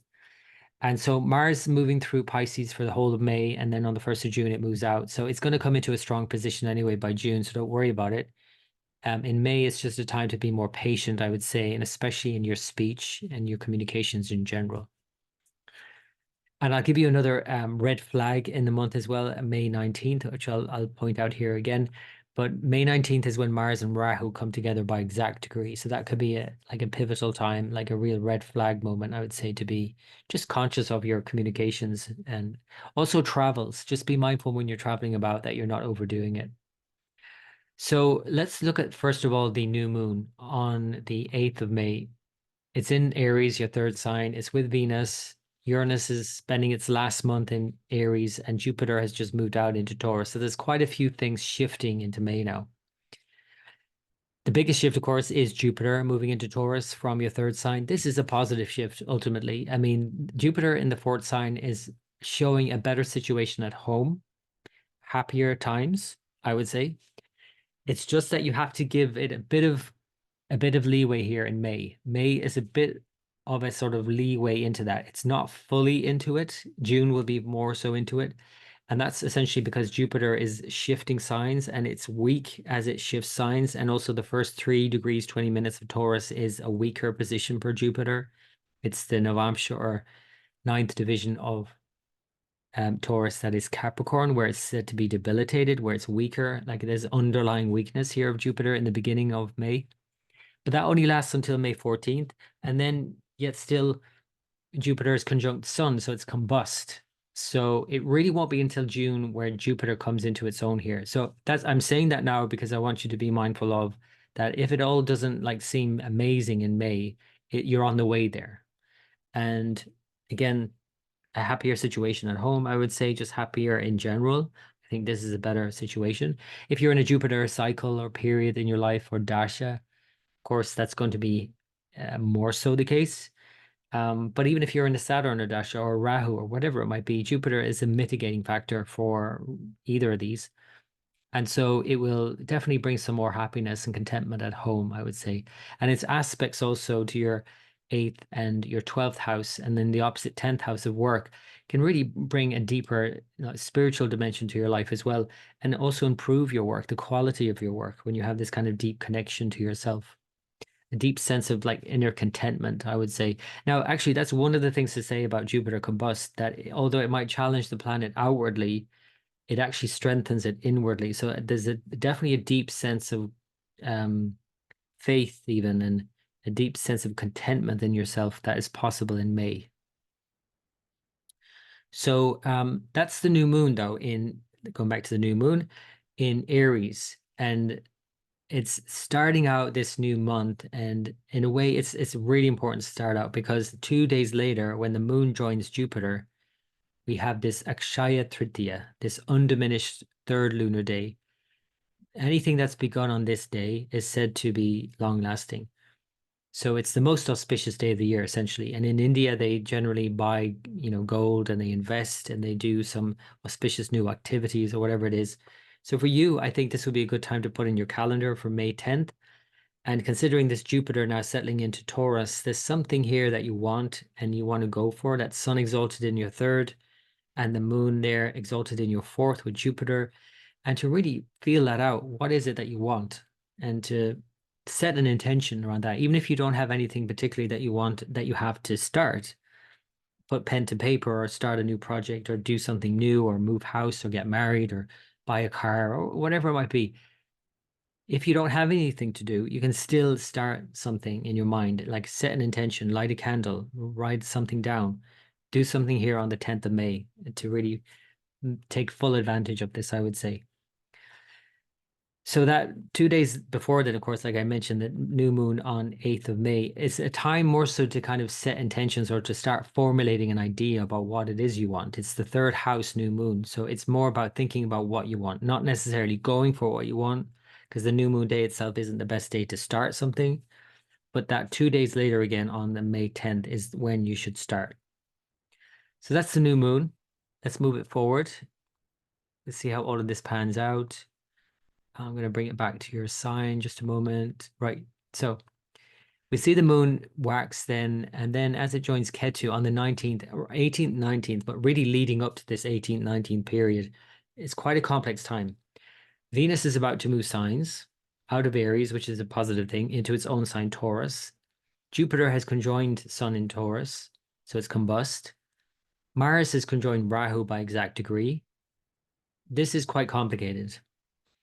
So it might mean that everything kind of feels burnt up in one way, and figuratively, I mean, not necessarily literally, but it could be that, you're not clear about what you're doing, your vision moving forward, the home situation, especially your plans around that, finances, especially because Jupiter represents that. It could be issues around home and finances, especially because it's the Venus now coming in as well, and Jupiter both representing finances and home. And combined in the fourth house, there could be some issue around home finances, something like that. At the same time, Mars is conjunct Rahu in your second sign in Pisces, Jupiter's sign. So it's again tying back into the home. So it's finances around home. So there could be some changes here on May 18th, 19th into the 20th, where again, leading up to this as well, it might be something that's revealed as well, because Mars is now crossing Rahu and then activating the eclipse degree that occurred here in April.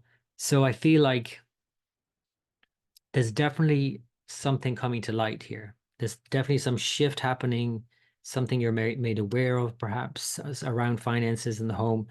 And it's not a bad thing necessarily, it's just revealing itself. So just to be open to this, I would say around the 19th or leading up to that period. A few days later, then we have the full moon on the 23rd of May, and that's a full moon in Scorpio in your 10th whole sign.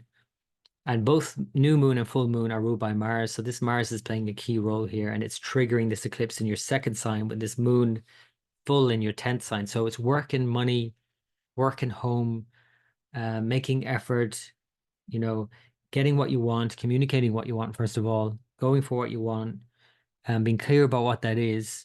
All of these are the issues of May, essentially. And again, because there's so many things on the horizon, but that's not clear, it's almost like May is like the sunrise, where it's kind of like almost like the blinding sun is coming up and you can't really see anything, but you get a sense of something's on the horizon. And it will take a while for you to adjust your eyes and everything can become clear eventually.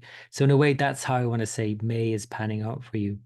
And I say that especially because of the second sign, which is very much about vision. It's not just about speech. It's also about an inner vision, about being able to see your future, you know? So that is the full moon in your 10th sign. I think it's an important time to have a kind of resolution around work matters, to think about the moon as your sixth lord in your 10th house, maybe how you're working. Maybe this is going to be a time where you shake it up a bit. Maybe there's a bit of a pause here as well in your work for the full moon to kind of reorientate yourself around all of these other changes that are happening. And again, positive changes, but still changes change. So this full moon on the 23rd, I think will be a positive time to just take a time out, maybe just to take a pause. Full moons are generally good for pauses anyway. So that's the full moon. Let me move it through the end of the month because I actually want to show you the 1st of June, even though we're not getting into June yet. I'll talk about it more next month, but I want to show you this. On the 1st of June, Mars moves into Aries as Uranus moves out. So Uranus is moving out of Aries after 7 years in Aries. So this is important. This highlights the changes that are about to occur in your 4th house, in home. So there's definitely a big shakeup going on in your home life for the next 7 years. And we can't say that it's going to be all change all 7 years, but it's like the changes that have happened in your 3rd house in the last 7 years. You look back at that and you'll notice that you have changed a lot in terms of how you communicate and what you're communicating and how you express yourself. And it doesn't happen overnight. Uranus takes 7 years to do its thing. So now it's the beginning of this process within your home life and what makes you happy and content at home. And where is home even? It might even change where home is, but it will at least change your home. Like it might be that you go through some alterations at home. You might do some renovations, for example. You might just change your everything up at home. You might just want to have a different relationship to what home is. Whatever it might be, there's a big change on the horizon here that I want to highlight here from June. Mars also moving in, and I'll talk more about this in June, but of course, it's a very powerful Mars in your 3rd sign, Aries. This is a great time to go for something you want and to communicate that very clearly. And Saturn's aspect to Mars is only just helping it. It's actually helping you focus on being clear about what you need to communicate, whether it's that verbally, whether it's through the written word, whether it's through some sort of art form, whatever it is. 3rd house is very much about communicating something with Mars. So, Aquarius, I hope that's been of help.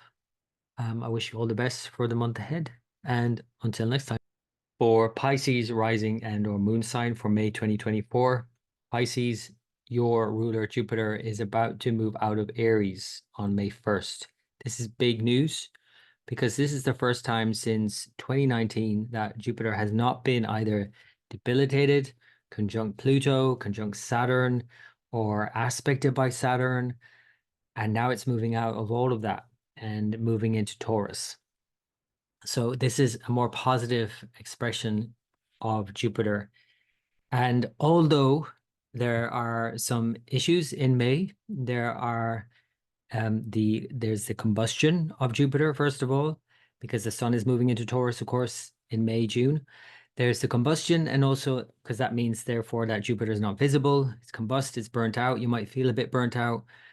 But also it's weak initially in the first 3 degrees of Taurus. It's the Capricorn division of Taurus. So the first couple of weeks of May, especially up to May 14th, it's in this weak division. So it's going to take a while, in other words, in May for Jupiter to get out of, the whole thing and get into a stronger position. The fact that it's moving towards its exaltation sign by the mid-decade, by end of 2026 and into 27, in fact, it's going to go in and out of Cancer through that whole period, 25 to 26. That is another thing to keep an eye on the horizon. That's such a strong position up there ahead and such optimism and faith in what lies ahead. But at the same time, because we're in this precarious sort of position here of combustion where we cannot see Jupiter, you Pisces might not really see clearly how to move forward and where to go in life. And especially because it's your ruler and your 10th house ruler as well around what you're doing in life, it just might not be clear, essentially. And the other thing about Jupiter in the 3rd house, again, as positive as it is overall, as it eventually gets out of this combustion and the weakness at the beginning of the sign, it's still 3rd sign, and the 3rd sign is like where you grab for things, where you go for things, where you make effort and make things happen. And Jupiter is less likely to do that, to be really gung-ho about doing it. I'm going to do this, I'm going to say what I need to say and do what I need to do. It's kind of more a bit like laid back about things, and that's why it's not as suited to the 3rd house in another way. It's almost suited to just kind of taking a break, to having some enjoyment, and the fact that it's Taurus even more so. And this actually might be one of the issues. It might be that there's so much enjoyment coming your way, some fun, that you don't focus on what you need to be doing. And that it all, in a way, after a while, perhaps feels all a bit meaningless and hollow. That's one of the issues with Jupiter Taurus and the third sign. And especially the fact that it's met by Venus then later on in May, and then Mercury as well. So you've got all of these benefics, these really benevolent planets coming together in Taurus in your third sign. It just could all be too much of a good thing in a way. And you might say, well, that's not a bad thing, but too much of a good thing actually is not a good thing. So just to think about that, like everything has to be weighed up and balanced out, right? But overall, I would say it's better to have Jupiter where it's coming into now and moving towards its exaltation and away from Rahu, away from Saturn, than it has been in recent years. Now, the other caveat here, of course, and there's always caveats, right? So you have to take everything, in a balanced way. But the other thing is that Jupiter is now in a square to Saturn. So in a way, after the 2020 conjunction of Jupiter, Saturn, and that downturn that we all experienced, and for you personally, it was a very personal downturn. This now is a sort of a testing time, a square that it asks you to look at where your life is going.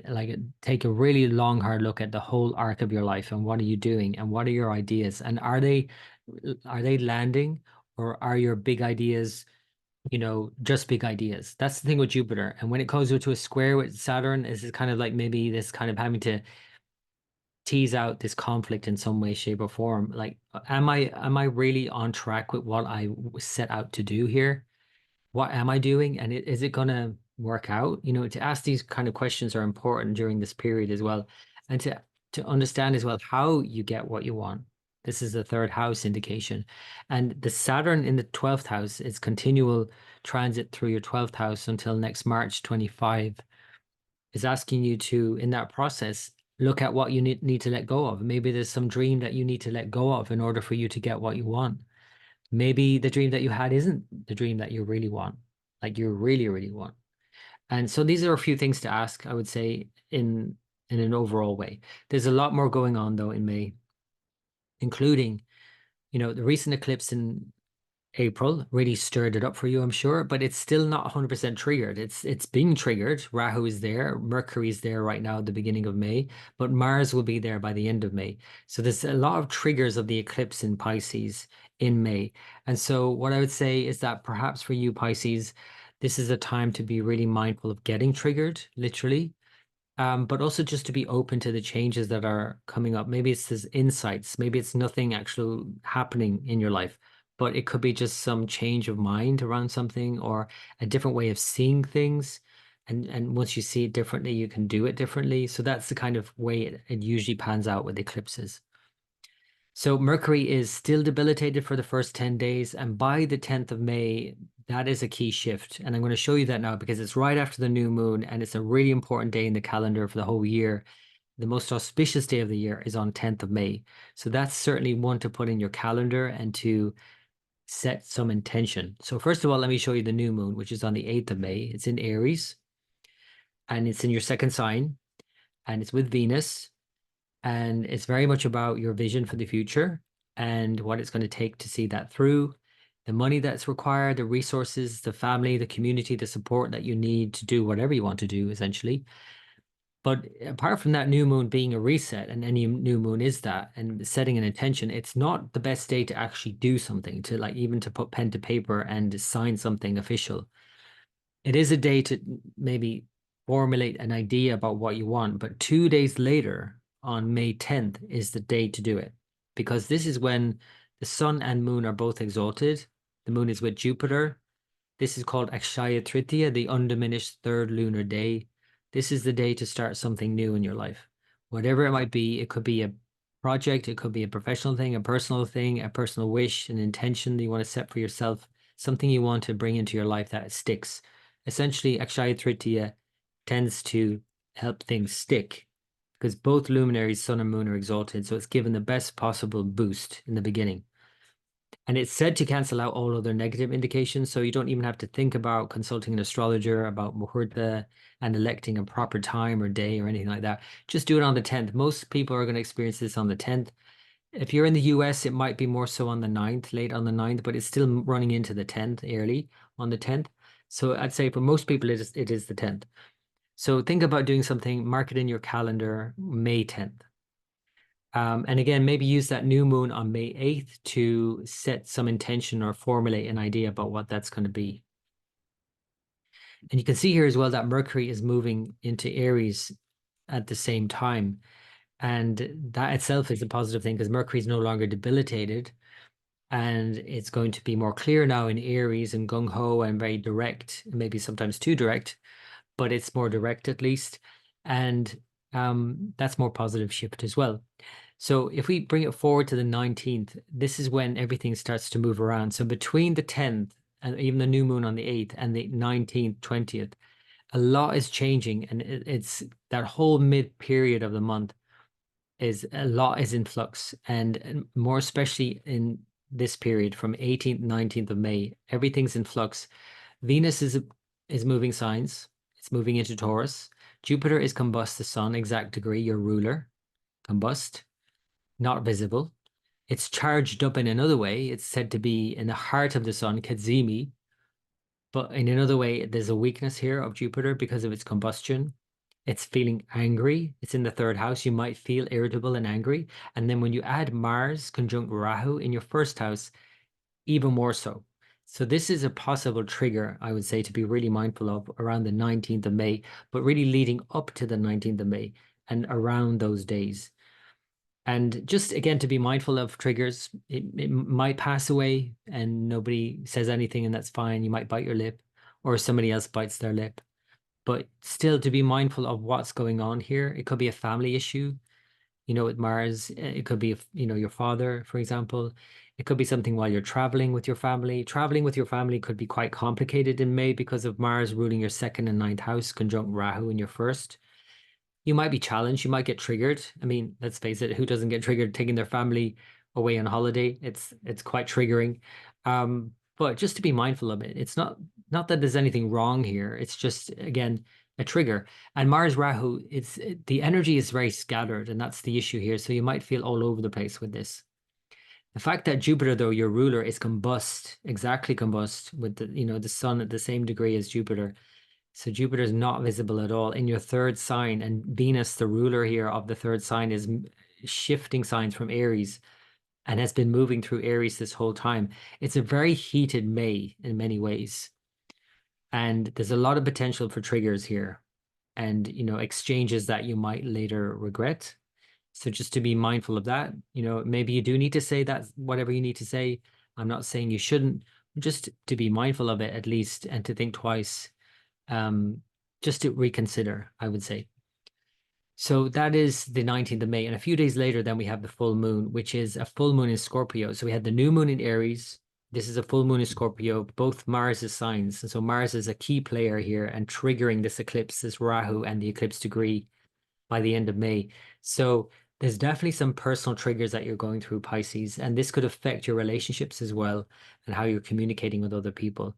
But this full moon in your ninth house is a time, I guess, to find a lot of resolution around all of these triggers that have been happening and all of these issues that have been happening, in fact. And its opposition to Jupiter and Venus and Sun in Taurus is asking you to take the high road, I would say, at this point. So this full moon on the May 23rd is about thinking about things deeper, higher minded things, and taking a step back, maybe literally taking a step back, going on a break, going away, taking some time out, getting out and getting some space for yourself and just having some time, right?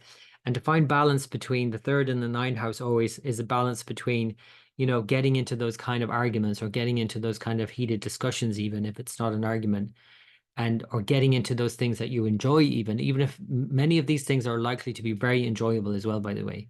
So it's not like this is all bad, but because there's so many triggers here as well, the potential for it to go sideways very quickly is there too. So just be mindful of that. Still enjoy yourself. But the ninth house is asking for something else, for something deeper, for something more meaningful than the third house suggests. The third house is just enjoyable. It's just like lots of socializing and traveling around and meeting lots of different people. And it's all very much fun. But then it's like, you want something more for this full moon on the 23rd. So it's the full moon, 23rd, 24th. And then I just want to play it out to the end of the year because I want to show you this change that happens by June 1st. I'll talk more about this, of course, in June, but there's a big change happening here in June, and that is that Uranus is moving out of Aries after 7 years in Aries, and Mars is moving in as that happens. So this is the big change. So Mars is out of your sign now, and I think you probably will be thankful for that because Mars is a bit like a buzzy bee on a perfectly lovely sunny day on a picnic. You know, it's like that wasp that you're trying to get rid of, and it's there buzzing around you. Mars can be like that. And so the fact that it's moving out of your sign into a strong position in Aries is, I think, more positive. You do have to be mindful of how you're communicating still, because now it's about speech, being very direct and maybe too direct and cutting for some people's liking. But that's not what I want to mention here. What I want to mention is Uranus. Having shaken up your second house for the last 7 years, family, in other words, finances, it's now about to shake up your third house for the next 7 years, which is very much to do with communication with people around you and more so neighbors and siblings, if we talk about them as people. But the third house is more than just neighbors and siblings. It's also about how you communicate to yourself. How effective are you at getting what you want? How clear are you about what you want, about what you think? Are you very clear about what you believe? Ninth house is opposite third house. So, our beliefs inform our way of thinking and communicating. But where do our beliefs come from? They come from what we communicate all the time. So if we say something over and over again, we eventually formulate a belief around that. Or if somebody says something to us, because the third house is also about listening to other people. So if somebody says the same thing to us over and over again, we end up believing that. That's the third house becoming the ninth house. So anyway, all of these things are about to be shook. And so that's a positive thing if you think about it in terms of if there are beliefs that are holding you back, if there are thoughts that you have that are not helping you, Uranus is coming in and telling you to kind of really question that and shake that up and change it. So I think this could be a very positive thing for you to go and get what you want when you're clear about what you want, essentially. But what you want is likely also to go through a lot of changes, and how you're engaging with other people is likely to change as well. So that's anyway just something to think about, and that's something long term, like it's 7 years. So I'll just obviously talk about that more in other forecasts, but for now I just want to give you a heads up, and I hope that's been of help for now for May, Pisces. I wish you all the best as always, and until next time.